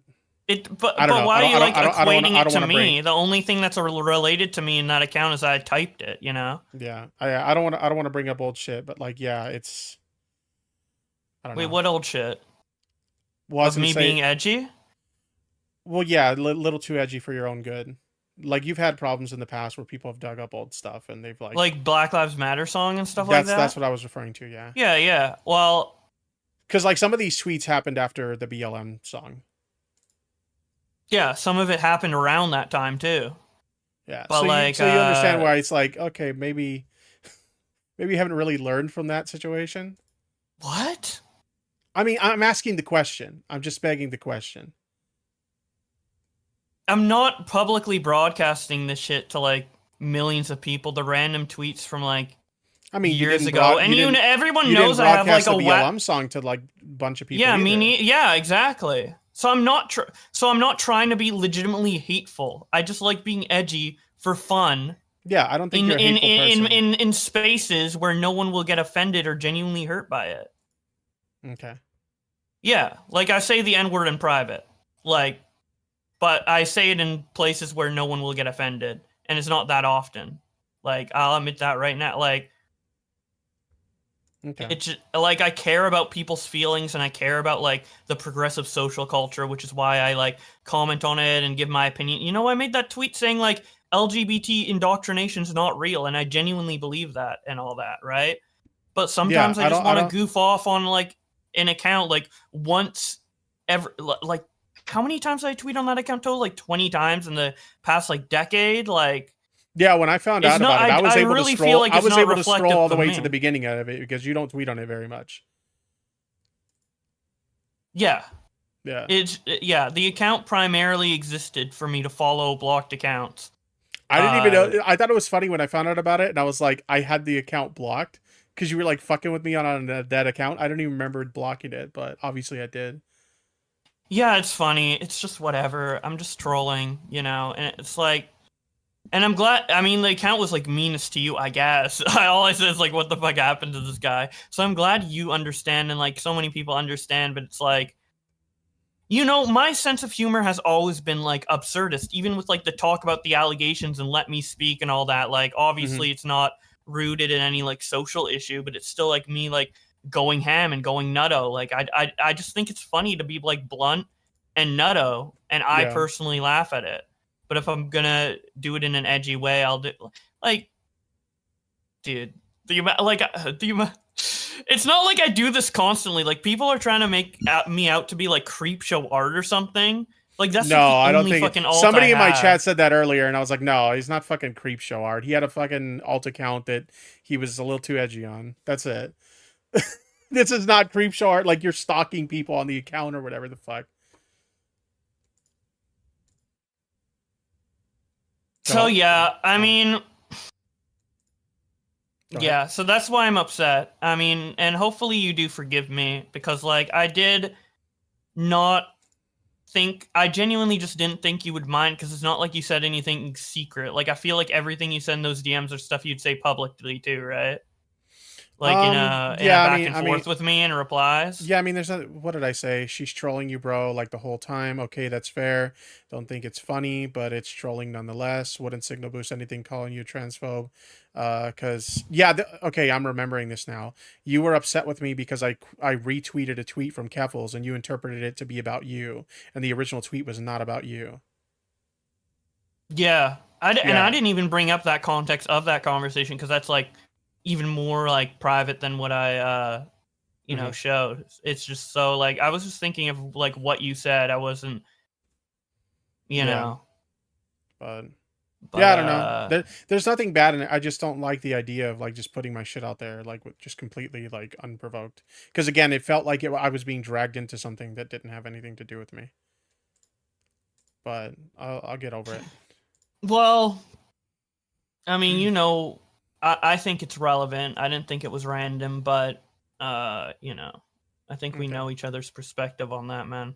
Yeah. But yeah, dude, I am just genuinely upset. It's like so disheartening too, because like I wasn't trying to like hate on Keffels. Like all, you know, Augie and Nick, they all hate on Keffels. They all like shit on Keffels and all this shit.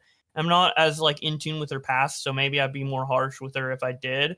But I was always trying to be like nice and cordial in DMs. Like I never wanted to be friends with Keffels, but I never like wanted to like be enemies or go after her either. Whenever people call her dead name, like I hate that shit. I fucking consistently you'll see like if it happens on my YouTube and I see it, I remove the comment. If it happens on my Twitter, I hide the reply. I've been like nice to her, and then she just takes this like little thing that has nothing to do with her, and it's on an account that's a complete joke. I was pro-trans even back then, and just twists it into me being transphobic. Like, what is this shit, man? Yeah. I don't know. I mean, that's a her question, man. But again, you're not really willing to talk to her, so I don't really know if you'll ever get an answer for that. I am willing to talk to her, but she blocked me. Okay. Well, like I said, Tipster. I can ask her to unblock you, but I mean, I mean, if she wants to talk to me, she can, but I feel like I've said everything I want to say, right? But like, you can't say that like, oh, I should have talked to her about it when she blocked me. Well, I mean, when I said that, I didn't know that though. Yeah, but you just said it like just now, right? Like, I don't know. Well, no, I didn't say that right just now. I said it earlier. Would you be willing to talk to her right now if she was down? Sure. Right now in the stream, yeah. Let me message her. Nip it in the bud. All right. I just sent her a message. Anyway. But if she doesn't want to talk, I'm perfectly fine with that too. Like I just. All right, she's responding. Give me a second. Otherwise, how's everything else going with you, man? It's been pretty good. I mean, it's been pretty fine. Cool, man. I was gonna work on a video today, but I got a little distracted by this. What are you working on? If you don't mind I want to sharing. do a Twitter versus on the Nick Merckx stuff. Oh, okay. What do you think about Nick Merckx? What's your take on it? I think I don't know his true opinions, but I think that his initial reply that got him banned from COD, like, it needed more context to say definitively if he's like being transphobic or homophobic, right? And I think COD definitely jumped the gun on that. So yeah, but I don't know what his true beliefs are, but like that tweet of like responding to like a riot outside an elementary school and saying let's keep the kids out of it, like, you know, he could be saying let's keep the kids out of like the riots, you know, like Right. It doesn't necessarily mean we got to keep kids out of LGBT or whatever. Yeah, kind of my take on it. I don't know if you saw my video on it, but I basically said something along the lines of, I don't think he's a hateful person. I think he's coming from like a place of ignorance on the situation. And I think that if somebody took the time to have a conversation with him, he can see why what he said is harmful. Because I don't think he realizes that there's a lot of people who are legitimate bad faith actors who make that same argument to lean into the whole gay people and trans people are groomers, right? So I think if somebody took the time to have a sit down with him and explain to him, this is why what you said contributes to harmful narratives, I think he might see a different perspective. But I don't think he's a hateful person. Yeah, and I think the discourse around it is just so toxic from both sides. Like Quartering saying COD's pro grooming, and then like JonTron saying that like he's a transphobic, homophobic piece of shit. Like I was thinking for like a full day on whether I wanted to cover it or not, but just because it's like so polarizing, and I don't want to like necessarily be involved in that. But yeah. As a side note, she says she's down to talk. She's gonna take a quick smoke break real quick, but I'm gonna add us to a group DM. Alright.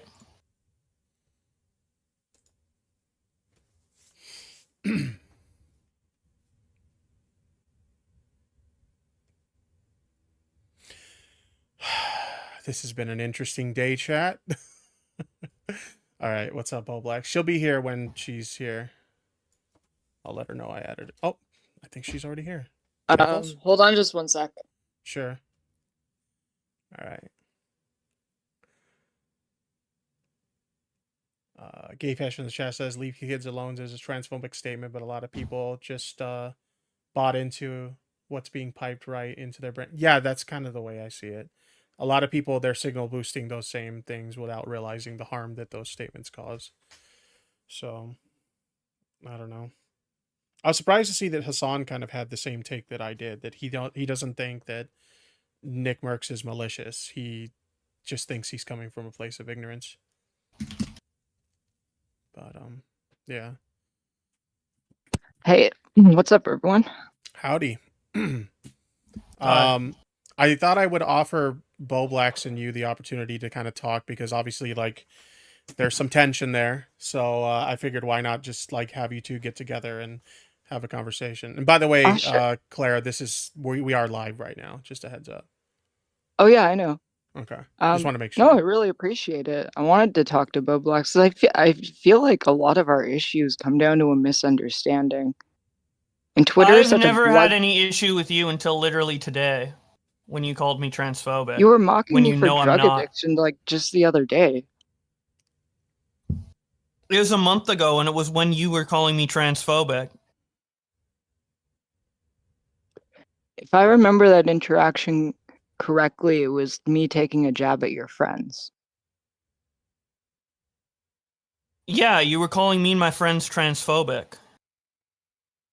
And then you said it was a troll and a joke, and I'm like, okay. Well, it started out as a misunderstanding of like a tweet being retweeted from Keffels that you thought for some reason was about you, and it wasn't about you. It was about a situation involving a trans creator. I did not think it was about me. So I responded when to I it being retweeted like, that, who... I don't mean to cut you off, but when I retweeted that, you literally DM'd me asking me, why did you retweet a tweet calling me transphobic? And that's the tweet because I I responded to Keffels asking who it was, and then she alluded that she was talking about me and my friends. And then that's when I thought she was talking about me and my friends, and that's when I DM'd you. Initially, I was just curious who she was talking about, just generally, because I saw it on my timeline. So I can explain. Just let me get back in for a second.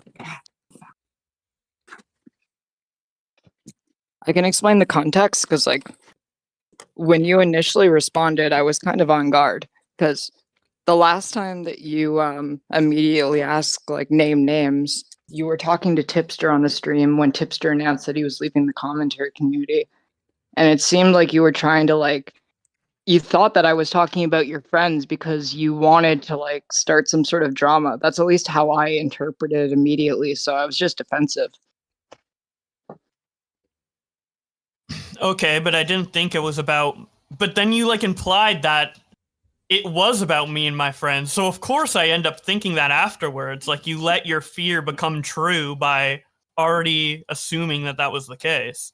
I mean, yeah, I do think your friends are transphobic. I'll stand by that. Okay. But do you think I'm transphobic? I thought that tweet that you made was transphobic. That account is like, I've tweeted on it, I think 20 times over the last 10 years. And it's like, I think the account used to also be called motherfucking Mark and other shit. And I just want to, like, I don't know. The account basically exists for me to follow, like, the blocked accounts for my Twitter versus thing. And I don't know. I just wanted to make, like, random tweets, like, as, like, a really, like, horny character or whatever. It wasn't, like, legit. And I had, like, 2 followers. So I don't know, especially after the conversations we've had in DMs where I've talked about supporting trans people. I literally tweeted out that LGBTQ indoctrination isn't real. I've made entire YouTube videos saying that, like, being transphobic is just as bad as being racist, et cetera, and all this shit. And then you see one little tweet 4 years ago on an alt account I never use of me completely playing a character saying nothing that I actually believe, just me going nutso. Okay, And I'll concede to that I didn't see that the tweet was 4 years old. Like, obviously people change and grow over time. I wasn't even transphobic back then, though, but I also think it's just kind of like, it's kind of a cop-out to, like, continuously respond in a character when everyone knows it's you and no one knows that you're playing a character. How does nobody know I'm playing characters? Obvious, I've said it when it got leaked, and, like, the account's called Throbbing Horsecock, and it's saying, like, the most ridiculous shit, like, I'd fuck Joe Biden. That's the tweet right under the trans tweet, by the way. Like, you really think I want to fuck Joe Biden? I don't know the lore on this. I didn't see the fuck Joe Biden. I didn't see that tweet. It's right under the trans tweet, though. I was out all day. I wasn't, like, browsing the account and, like, digging up dirt and doing just seeing research on people that. tweet out the screenshots and stuff. But then you called me transphobic and blocked me immediately. Don't you think that's, like, especially after the conversations we had and all the stuff I've said that's pro-trans, don't you think that's, like, kind of jumping the gun, like, extremely? If you just see one random tweet from an alt account that's 4 years old? No, and, because versus based on your all friends, of the evidence I of me. honestly didn't know how much I could trust you or how sincere you were being. Like, Augie he's very transphobic. Like, this isn't contestable. He's done and said and defends heinous shit.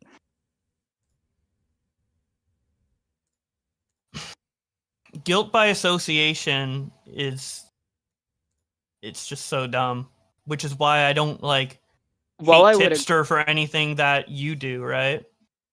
While I would agree, like, guilt by association is dumb, you were defending them, saying that your friends aren't transphobic. I don't think Augie or Nick are transphobic. but I can understand maybe why you would come to that conclusion. That's like a conversation that, you know, I don't want to speak for them, you know, but I genuinely don't think they're transphobic. But I can't like defend Yeah. everything they've ever said either, because I just don't know. I'm not like familiar with it. I'm not them. But I just know what they've said in private and stuff like that, and you know, what I see and stuff, and I don't think they're transphobic. Like, literally, Nick goes out of his way to make sure that he like says the right pronouns for everybody, even if he dislikes them. He hates Jalen, but he always calls her she. You know, and I think he's always called you she, and I think he's mocked people for calling you he or by your dead name. So I will give him credit for that, because I do remember a conversation that, or rather a tweet that Nick put out back when people were initially critical of Keffels. He put out a tweet something along the lines of, "I hate whenever we criticize Keffels, all these legitimately transphobic fucking people come out." And I had the same sentiment, because it's true. Like, back when we were critical of her, any time we would say anything negative of Keffels, and it wasn't about her being trans or anything, all these like legitimately hateful fucking people would use that to bolster their transphobia, and it was like really fucking annoying. it's crazy. And this is Yeah. this is part of the problem though with being really neutral about different communities, right? Like, if you're just like, you know, I don't necessarily agree with what this creator's saying, and you don't take a stand against it, even if that creator is being explicitly transphobic and encouraging it, you're going to let that audience into your audience, and they're going to do that. They've actually been leaving because I've been making videos that are pro-trans, like the Sunny V. Oh, yeah. I made a video on Sunny V2, Okay. lost a lot of subs off that. I made a video against Synthetic Man's transphobic Okay, and let me homophobic. clarify it. Let me clarify. I wasn't talking about you, your audience, but I was specifically talking about like Augie's audience, Nick's audience, not Nick's audience. One of like the worst ones has got to be Tom's audience, right? Because like you look at his channel and like some of his biggest videos, he's just like constantly referencing kiwi farms. He won't say a single bad thing about kiwi farms. So like you go into the comment sections on like any of his video about me, and it's just literally full of people complaining that he won't dead name me because he's appealing to that audience. So, like Tipster earlier in this conversation before you came in said it's annoying whenever you do something that everyone is like, "Oh, what's your thoughts on that, Tipster?" Would you agree with that? Like, people shouldn't be like getting on Tipster's ass for stuff you do? No, I mean for sure. So Yeah, I then expressed to him why that are you getting on my ass for audiences of my friends? I don't then think she's thinking getting I'm on your ass right transphobic now. because I think she's of explaining. Tom's no. audience I and don't Nick's think she- audience and Augie's audience. I don't I think she's wasn't getting on talking your about ass. your She's audience. explaining her reasoning as to why she feels the way. Yeah, she but feels I about don't their understand audiences. how my friends' audiences having transphobic viewers outweighs all of the other pro-trans shit I've said. She's not Like, talking why do about I? you, Like, why though. do I? But no, she is talking about the reason she called me transphobic off the horse tweet. And then she's like, she literally said, "I can't trust you, and this is the reason why. Like, I can't trust you when you say you're pro-trans or whatever."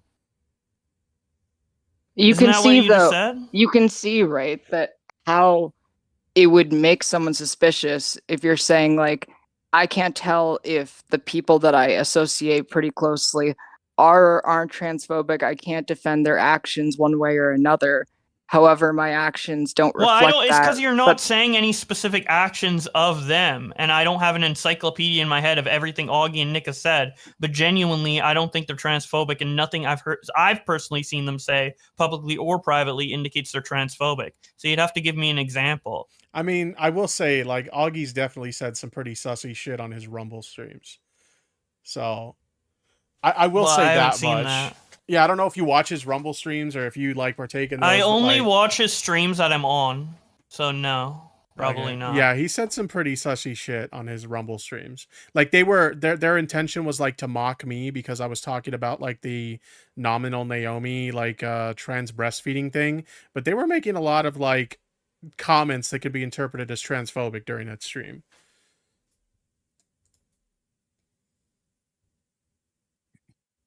But yeah, Keffels, you do see how your like reasoning for calling me transphobic is like, from my point of view and from probably everyone else's point of view, it's just like so She even Like, conceded on that. She said she didn't even realize the tweet was like 4 years old or whatever. Yeah, I mean, I didn't understand any of the context from I this mean, if you stuff. were legitimately concerned, as Tipster said before you joined this conversation, why didn't you just DM me about it instead of blocking me and then calling me a transphobe? It seems like really extreme to do that. Because I don't know how you're going to react. Like, in the course of all of this, you ended up leaking all of Tipster's DMs. Like, Not all of them. That Just a seems like a portion. pretty extreme reaction as well. Yeah, when And you call me a sexual harasser and a transphobe, of course I'm gonna get upset. Like, you say you don't know what my reaction would be if you DM'd me, so you assume that my reaction would be better if you blocked me, called me a transphobe, and then followed it up by saying I'm a sexual harasser? Like, yeah, what's I'm gonna stand by it that was really creepy, like consistently doing that kind of thing. Understanding that it's a character now, I feel a bit better, but I don't know how I was supposed to understand. I thought you were just like you just had a weird alt. No, Because I don't if you know look at much the about. I don't know the history. I don't know any of the history of any of it. I just saw like the tweets because Then people were maybe you talking shouldn't have about it. tweeted about it if you didn't know anything about it. See, I feel like I that's was just pretty trolling unfair, back, you know, like how you've trolled in the past, you know?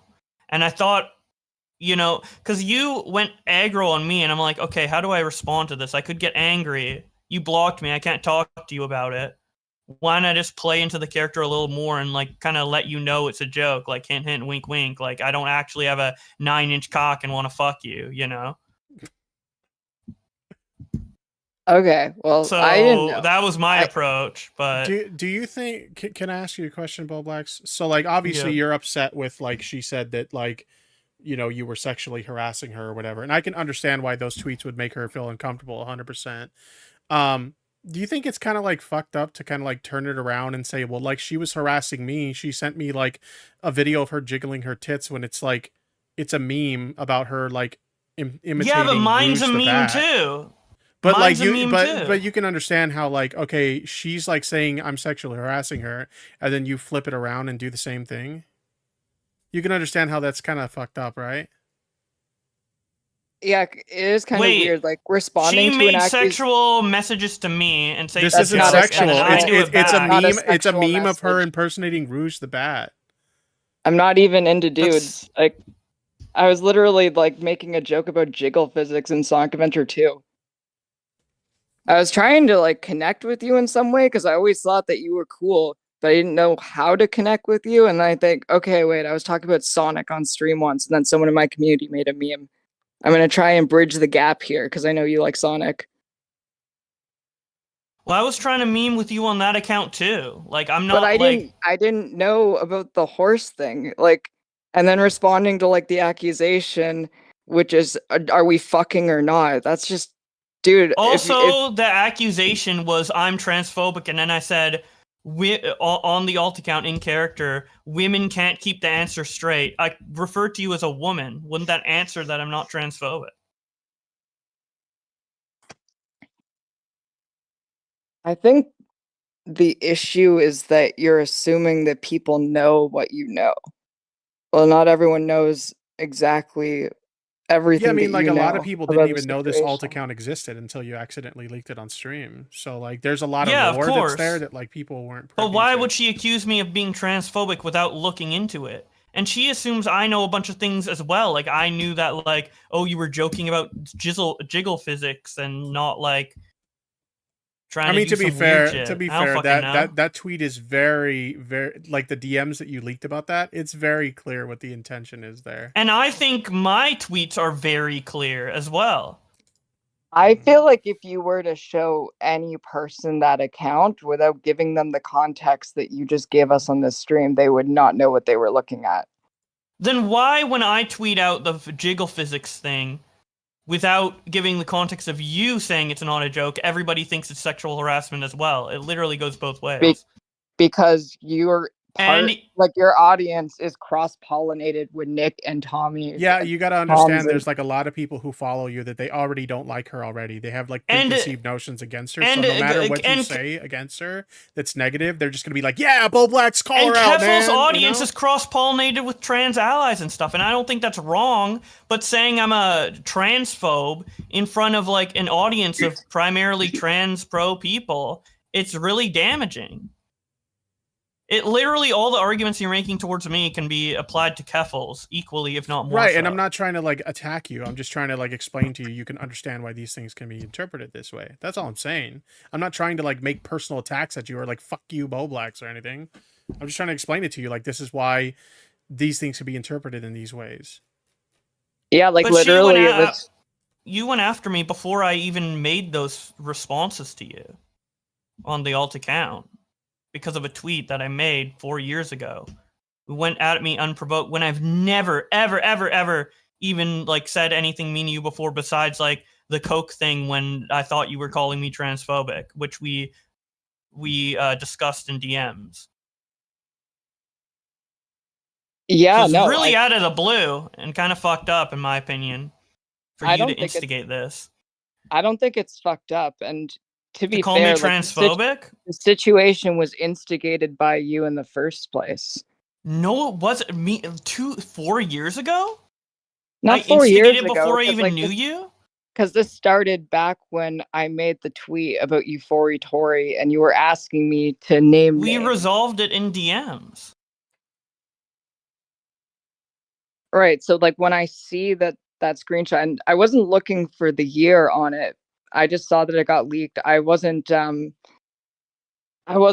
like doing some big investigative hit piece to try and take you down. I don't think this is going to really affect you in any way. I was really just hurt. Like I thought you just lied to me. Because you're saying like, oh, I'm not transphobic, my friends aren't transphobic, and then I see this on your alt account. And like I immediately assumed you just made the alt account look really fucking weird so no one would assume it's you. No, it was me being bored because I had that account to track block Twitters, and I was just bored and wanted to like be silly, basically. Like all of the statements on them there are so like ludicrous. Like to think any of those statements are legitimate is just like it's kind of nutty. Yeah, and it's like there's been other incidences in between this that really did sour my perception of the whole thing. Like you trying to like compare getting a tattoo to gender affirming healthcare. And it's they're both major alterations to the body. Obviously, there's differences. One of them is cosmetic, and another one is treatment for gender. Yeah, but the thing is, that's such a complex situation. Yeah, I feel like a lot of the people, and it's funny enough, I actually thought about like at some point maybe inviting you on stream so we can have like a serious conversation about it, Bo Blacks, because I feel like a lot of the people who take the stance that you do, they don't actually know how the process works. Like I think they think that kids can just go into a doctor's office and say, "Hey, I'm a girl now, give me HRT," and it doesn't work that way. Yeah, I don't think it works that way either. It's a nuanced discussion, but I say like. I've also said that like I think LGBT indoctrination is not real, and people have responded under that tweet, and I've clarified what I meant, which is that like I think that before making such a major life permanent decision, they should be over 18 because then they have like they can like think it through and be 100% sure, just like it's a big step, like marriage is a big step, or what have you. So I just think. Yeah, maybe like it's a little too early to do it as a kid. Like one of the problems though with that, like for instance, I started my transition when I was 16. If I were to wait, I would have had to end up doing a lot more surgeries than I eventually had to do because I would have completed male puberty. So if I already knew I was trans, everything worked out. I'm like 13 years into my transition and I have no regrets. If I were to have to wait, it would have ended up making my transition a lot more difficult. Yeah, that's the purpose of things like puberty blockers and stuff like that. Like That's why they do that. like in an honest conversation, because it is a difficult conversation. Like I definitely think that there should be like a cap on the earliest that you can start hormones. Because for instance, I've heard that like people who start before puberty starts in the beginning have problems having orgasms as adults, which I think is really weird. And sometimes they don't have enough like penile tissue to end up doing sexual reassignment surgery. Um, there are alternatives to it, obviously, but it's like such a deep conversation. It When I hear is. Yeah. people can't like get past the first hurdle of saying that minors can go under these processes to begin with, that I never get to that point. Mm-hmm. There's also like the common like misconception that we see like a lot of people, especially on the far right, talking about how like, oh, these kids are like, the term they use is mutilating their genitals as children, and it's like that's not happening. That's not actually happening. And some of the most outspoken advocates for trans youth, they're not even advocating for that. So it's like really crazy to see like these narratives being pushed for things that aren't actually taking place. Okay. Yeah. Yeah. I mean, but feel I like think you know my opinion on trans people like pretty well from all the pro stuff I've said like in DMs and publicly and all that too. Like I don't know why you would take that and think I'm transphobic versus thinking I'm like just uninformed on the topic.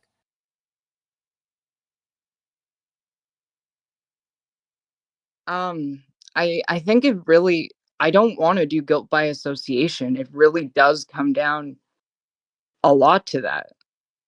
Um, because like obviously like you have friends that have a lot more transphobic opinions than you who would disagree with the positions that you have.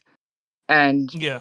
because it's all like the same community, the audience is like so intermingled that whenever a trans person would end up getting into some sort of argument with anyone in the commentary community, in a negative way, there would be like groypers and shit in their replies. And it's not necessarily anything that you did. It's just like the laissez-faire attitude of a lot of people in the commentary community that makes it so this happens. And then those people will get equally as mad when I say something like pro-trans. Like I can't like I'm not trying to cater to any specific audience. I'm just saying what I think on Twitter. And obviously when I say something in a YouTube video, it's way, way, way more like researched and definitive.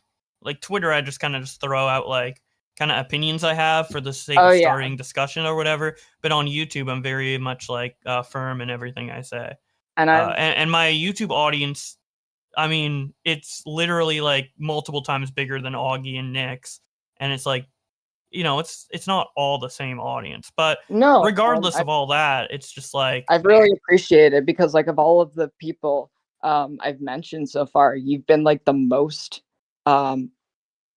open, like the most receptive person to actually talking to me. You've made videos where you actually say something positive about me, where if I do anything anyone likes in that community, they're never going to actually mention that because they hate me so much. Yeah, and you say you appreciate that, which I believe, but then you go and jump to the conclusion that I'm transphobic instead of DMing me. I think it's just like I have so much distrust around that community because of the way that I'm treated and because of how the audience ends up intermingling with the far right, that it was easy for me to jump the gun. I am sorry. I didn't know that you were using that your account like apology. that. And hopefully you do understand that like that account was just a joke and I was just playing into it because I felt like after you blocked me, like that was kind of the only way I could do it. That wasn't like harsh or whatever. I don't know. I was just I'm also trying to help people realize that like when the account leaked, a lot of people are like, oh, this is real opinions, but through those replies I'm like helping people realize, hey, it's just a joke. And I'm probably also not going to tweet on that account ever again. Josh, you're just like me. You're literally just like me. You don't even understand. You remember like the fucking Catboy Ranch account? You remember like all the drama? I know there was with like a that kid? drama around Catboy Ranch and shit. Yeah. Yeah. Um, Whenever they pull up old tweets from that account, people don't understand that that entire account was a bit where I was playing a character, and they assume it's like 100% what I earnestly believe, which sounds fucking unhinged. Yeah. Yeah, and like with me, it's like so obvious too. So you kind of made the same mistake that everyone was making towards you. Yeah, I'm really glad that I ended up talking to you about this. Yeah, I think what's important also for like Boblax to understand. I think Boblax is like one of the most reasonable people in the commentary community, which is why he's willing to have conversations like this. But you got to understand from like Keffel's perspective, like there's so many people for the past like couple years or so that have been up her ass about every little thing that she does. She's got like Kiwi Farms coming after her. She's got the commentary community coming after her. She's got people from the left coming after her. Like everybody swings at her constantly. So you can understand why somebody who's in that position would be super fucking defensive, right? And Weefy has Yeah, been but like the thing is like with that tweet, I didn't even go after her though. It just existed and it happened to get leaked, and then you're like punching me while I'm down. If it like makes I didn't you even feel, go. I didn't even provoke you. If it makes you feel any better, Boblax, when Clara and I first started talking, she didn't instantly like trust me either. She was super reserved with me as well. It took her a while to realize that okay, he's not like them. You know what I mean? So well, there's a difference between being reserved and being like, Yeah. accusing somebody of transphobia. Like I'm reserved of Keffels, but I'm not like going out there and saying she's grooming kids or like whatever the fuck other people I mean, say. there's obviously like I think that was one thing that you misunderstood with like that tweet that I made where it was like a really vague tweet because there was a discourse going on trans Twitter and I did not want to directly get involved, so I didn't want to name who it was about. But I think maybe you're just like a really like blunt, honest. You say exactly how you feel about a given situation. But a lot of people aren't like that. A lot of people, even if they feel like pretty negative or like they don't, and I didn't. Yeah, you can. They don't finish. like trans people. They're not going to say it, especially if they're on the left, because if they're a leftist content creator and they say like trans people are groomers, their career is over immediately. Yeah, well, with that tweet again, like I responded asking who it was because I just wanted to know. Like I didn't even think it was about me until you implied it was about me. So like, I don't know. Like honestly, like listening to all of this, like besides the mistake of me like leaking Tipster's DMs without asking him, like I don't know. I think you fucked up more than me, but because you're just assuming a lot of things about me. I never assumed anything about you. I just think it was like a misunderstanding all around, like a huge misunderstanding. I mean, I don't think a misunderstanding should escalate to someone falsely calling me a transphobe. Like I do think she. I understand the reasons, but I do think she went over the line, right? Sorry, you can talk now. Oh no, I thought you said that already. That you already have a pretty negative opinion of me, and I know that your friends do as well. Like you were talking about like that one group chat, so obviously it would make sense for me to assume like our interactions would be in bad faith, right? Did I say I had a negative view of you? Didn't I say just they did? I don't know. I've just heard things. I don't really know. But yeah, I mean, still, you came at me unprovoked. You just came at me unprovoked, pretty much.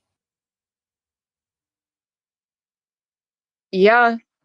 I mean, I was mad. I feel like I'm justified in being mad in the way that the community has treated me over the last year. It's putting like that on me.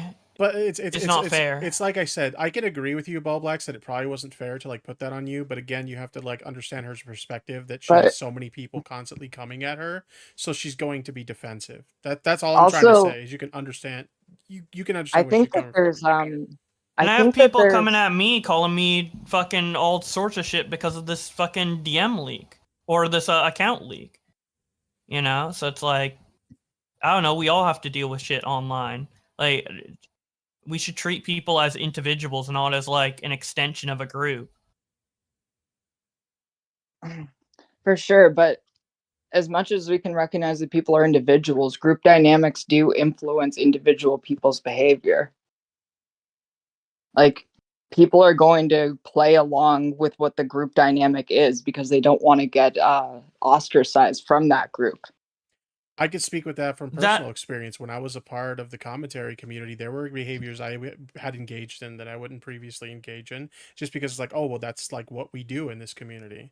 So like, I can totally understand like what she's saying. There are things that I did and I participated in when I was a part of that community that I look back at and I'm not proud of. I'm not proud of the fact that I engaged in those behaviors. But it was like she said, it's like a group dynamic. I mean, people do influence each other for sure. Yeah, you're influenced by the people around you. That account, even Nick and Augie and shit didn't know it existed. They were freaking out on Twitter about it too, jokingly saying it's like funny or whatever. And like a lot of those tweets are from before I even met them. So it's like, and again, it was just me playing like a character. I never believed any of this. I don't want to fuck Joe Biden. So it's like, do you have a source to back up that claim? Yeah, we need to see proof that you don't want to fuck Joe Biden. Jesus. Oh man. Anyway, yeah, I think it's pretty much been cleared up that it's a big misunderstanding, and I think that it was probably a good idea to have this conversation to sort it out. I think there's also this I think there's this assumption about me, and I understand where it comes from. That a lot of people in the commentary community, they see me as this like nasty platformer that I want to ruin everyone's career and that I want to like make everyone who crosses me in some insignificant way suffer, and that's really not true. Like, I mean, if you take what happened today and just look at it at face value, it kind of does look true. I mean, how is this different from other internet beef in the commentary community? People don't immediately call each other transphobes based on tweets that are like 2 years old or 4 years old on alt accounts. And most people in commentary don't jump to conclusions calling people like pedos or transphobes or whatever unless Wait, there's like you don't think that proof. people in the commentary community don't immediately assume people are pedophiles based on limited evidence? One of Augie's first interactions with me was calling me a pedophile. I don't think Augie legitimately thinks you're a pedophile. I mean, not now, but this is what you're saying. People just jump the moment that they're handed that because it's like an instant W if you have even the slightest amount of proof, no matter how flimsy it is. Well, I don't have an encyclopedia on everything anyone has ever said in the commentary community, but just because the commentary community does something bad of like saying you're a pedo when you're not doesn't mean you can now call me a transphobe when I'm not. Oh yeah, wait, no, this is like, true. Aren't two people bads bringing don't up, make like, a the right. Tipster? Haven't people been bringing up the Tipster lolly stuff again, just like out of nowhere as an own? Yeah, and like Augie said, didn't you debate Augie and you came to the conclusion that like he never called you a pedo?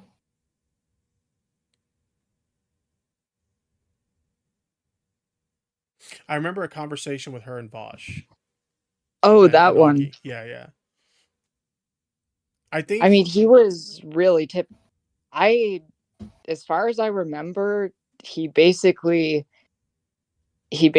said, well, stay away from minors, but I don't actually remember how that ended. I just know that I think what I remember from the conversation was okay, you can say. Yeah, what I remember from the conversation was something along the lines of like, he said that he wasn't insinuating you were a pedophile, and then you just disagreed that you didn't believe him.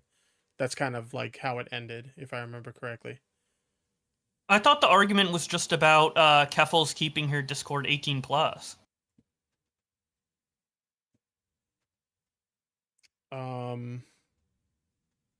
I don't know. I don't remember the specifics of that. I just remembered like at one point in the conversation, she's saying, well, you insinuated I was a pedophile. And he says, well, that's not what I was doing. And then she said, well, I don't believe you.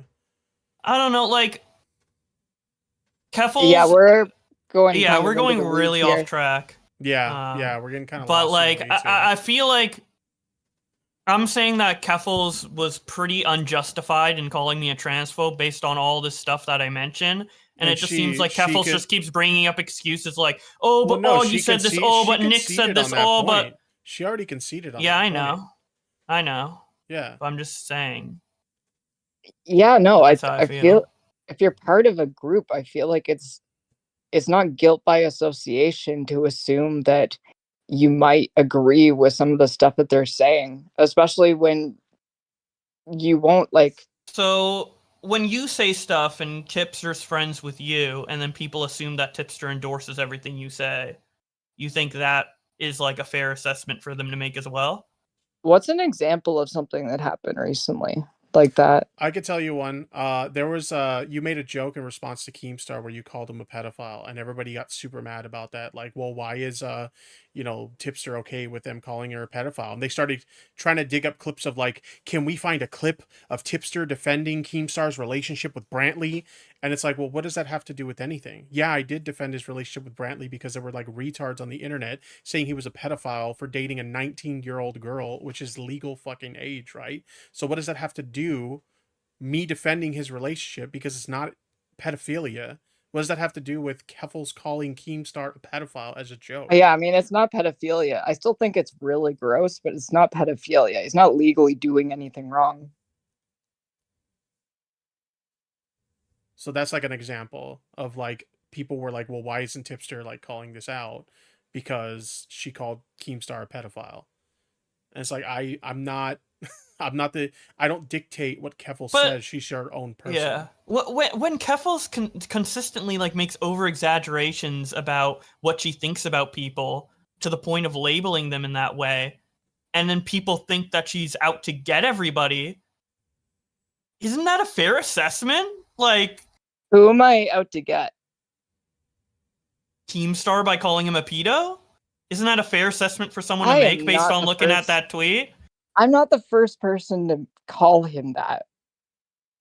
I am far from the first person to say that. Like, I'm not going to like ruin his life or end his career by calling him something he's been getting called for a decade. I also don't think it's fair to like make a big deal about when she says it, because like there's definitely been cases where people in the commentary community have jokingly called people pedophiles, and it's whatever. It's just kind of seen for what it is. It's a joke.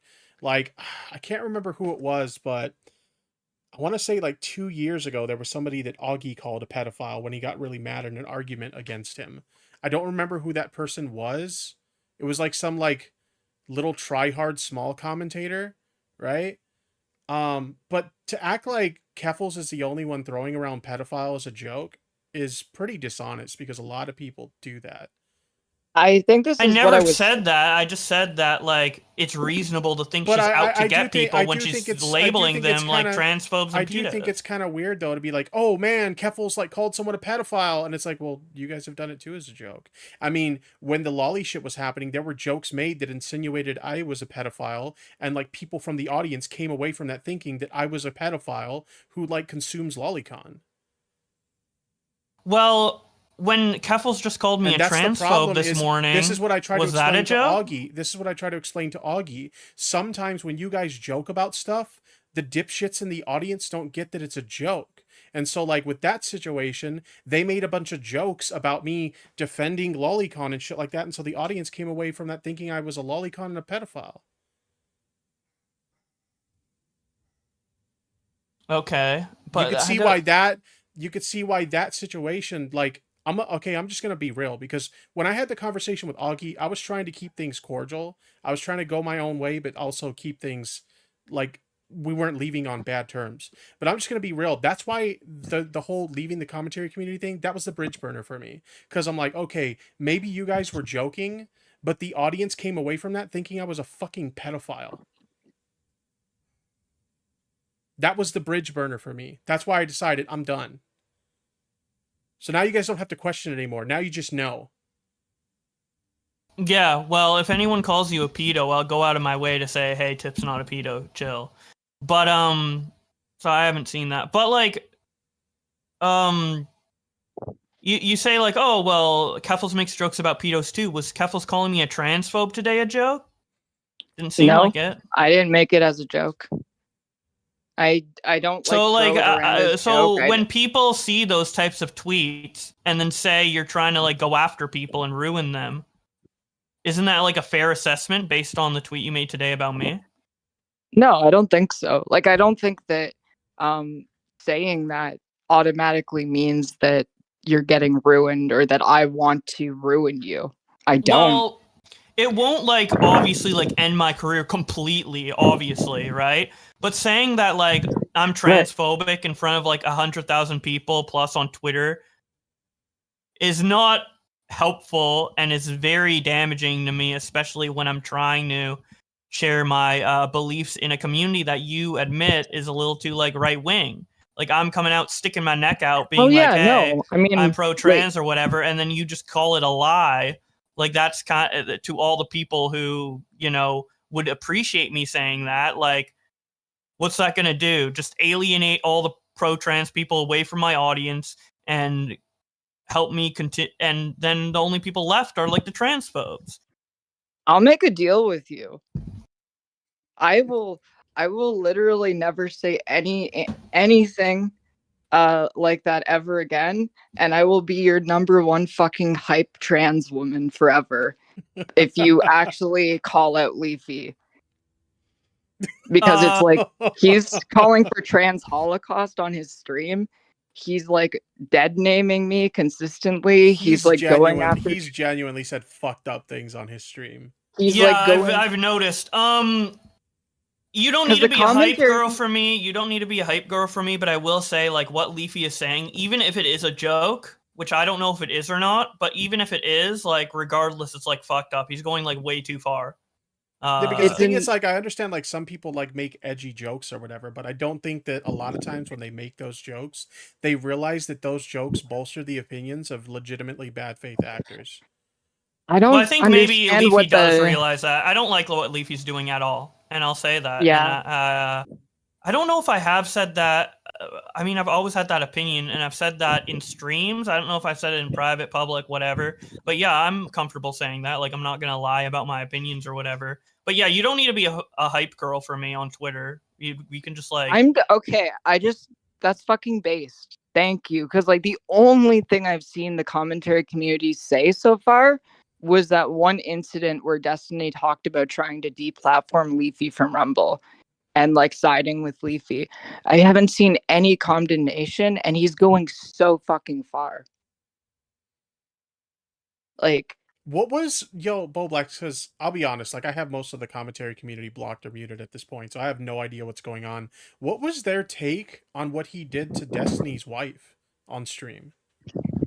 Generally that it's like fucked up, and it makes sense that he's mad at him for it, but he shouldn't get Leafy deplatformed for it. That's generally the take. I gotta be honest, I disagree. I think that's ban-worthy. I genuinely think that's ban-worthy. That's a step way too fucking far. I wouldn't cry if Leafy got banned over it, but like, I mean,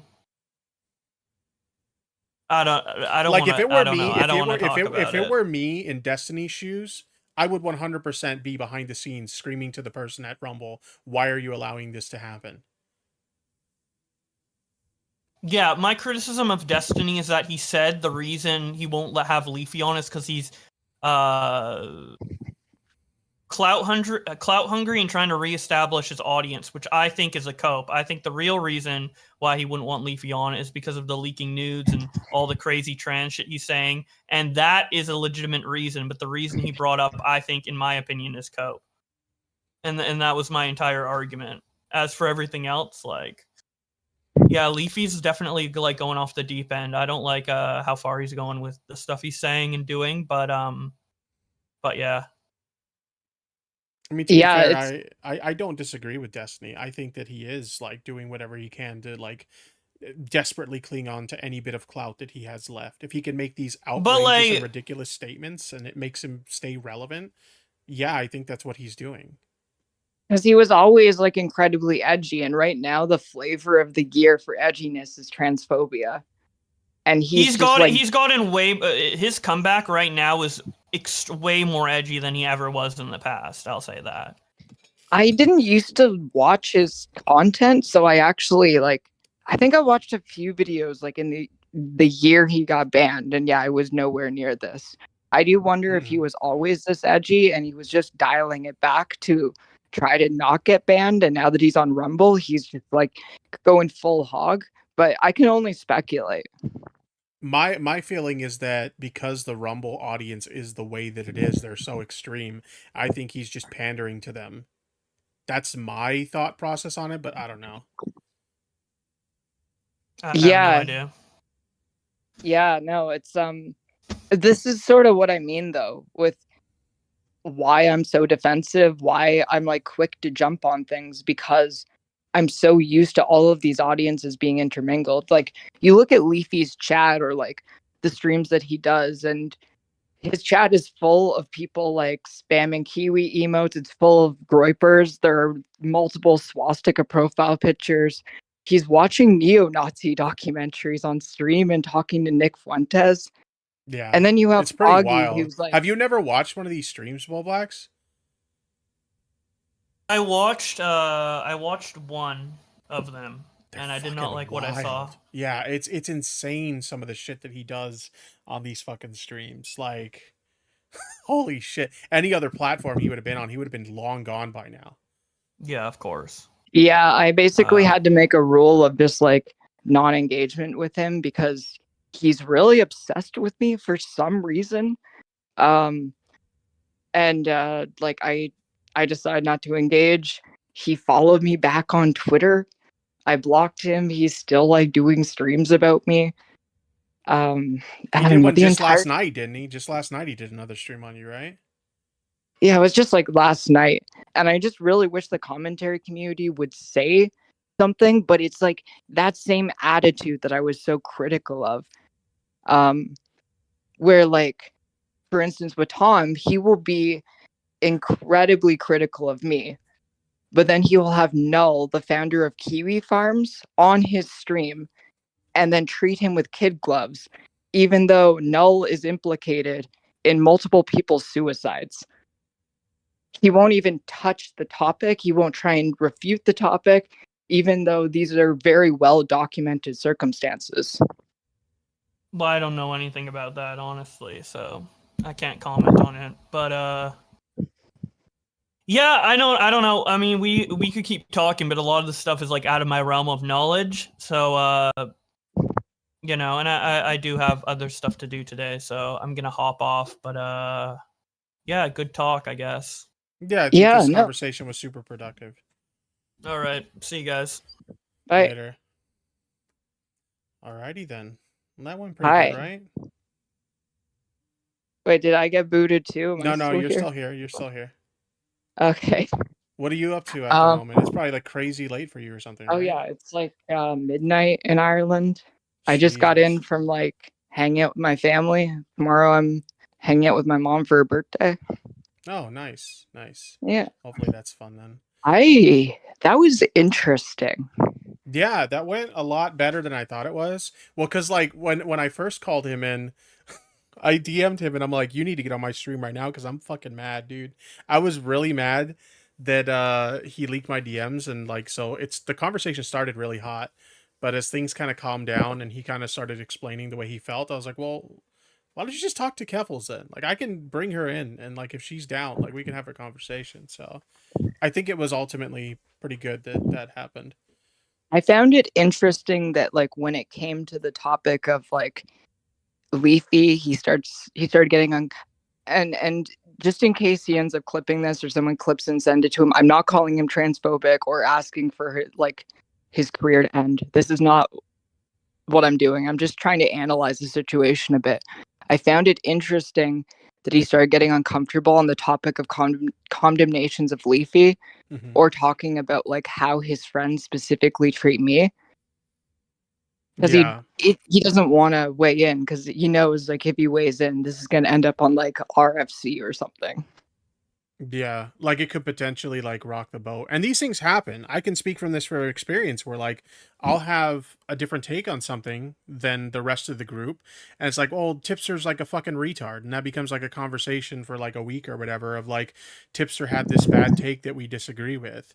So these things happen. And I'm not necessarily saying that's why Bo Blacks is kind of approaching the subject with kid gloves, because I don't know. I don't want to assume how he feels or what he thinks. But it's not inconceivable to think that that may be the case. Well, that's why, and I've said this before, I think that's why they treated you the way that they did. Like, they want to make an example of people who they perceive as stepping out of line. Yeah. Bolex in the chat says, I'm not just uninformed. I'm just uninformed. I'm not scared of saying anything because of friend backlash. Okay. Fair enough. Fair enough. But I do think for some people those things happen, though, where a lot of people are afraid to get out of line and they're afraid to say certain things because they feel like I mean, to be fair, like, I would also be afraid if I had never been on the receiving side of Kiwi Farms to say something about what I was just talking about. Mm-hmm. I mean, I can be completely honest now, looking at certain situations. There's like certain topics that I had a different opinion of than the guys. And I just, rather than kind of sharing my different opinion and dealing with like, well, am I really in the mood to get like shit on because I think differently than them? I just didn't touch the topic at all. There were topics I stayed away from because I'm just like, I don't want to deal with that shit right now. So in the past, that's definitely happened. Yeah, I think one thing for me is that my audience doesn't intermingle basically at all with the commentary community. So, like, I don't know, if I get on their bad side, it doesn't actually affect me. Yeah, for sure. Anyway, it's getting kind of late over there. I should go to bed. You should probably go to bed, but thanks for coming on. We got to hang out more often. Oh, yeah, no, this was nice. Yeah, I set up a server for like trusted callers because sometimes I have downtime on my streams where people that I'm friendly with can just call in. I'll send you an invite link to that server and you're welcome to hop in anytime if you ever want. Awesome. I hope you enjoyed the JonTron debate. Yeah, we listened to a little bit of it. I mean, obviously, I watched that live when it happened. So this isn't my first time seeing it, but it was kind of fun revisiting it again tonight. I remember watching you when you revisited it too. So yeah.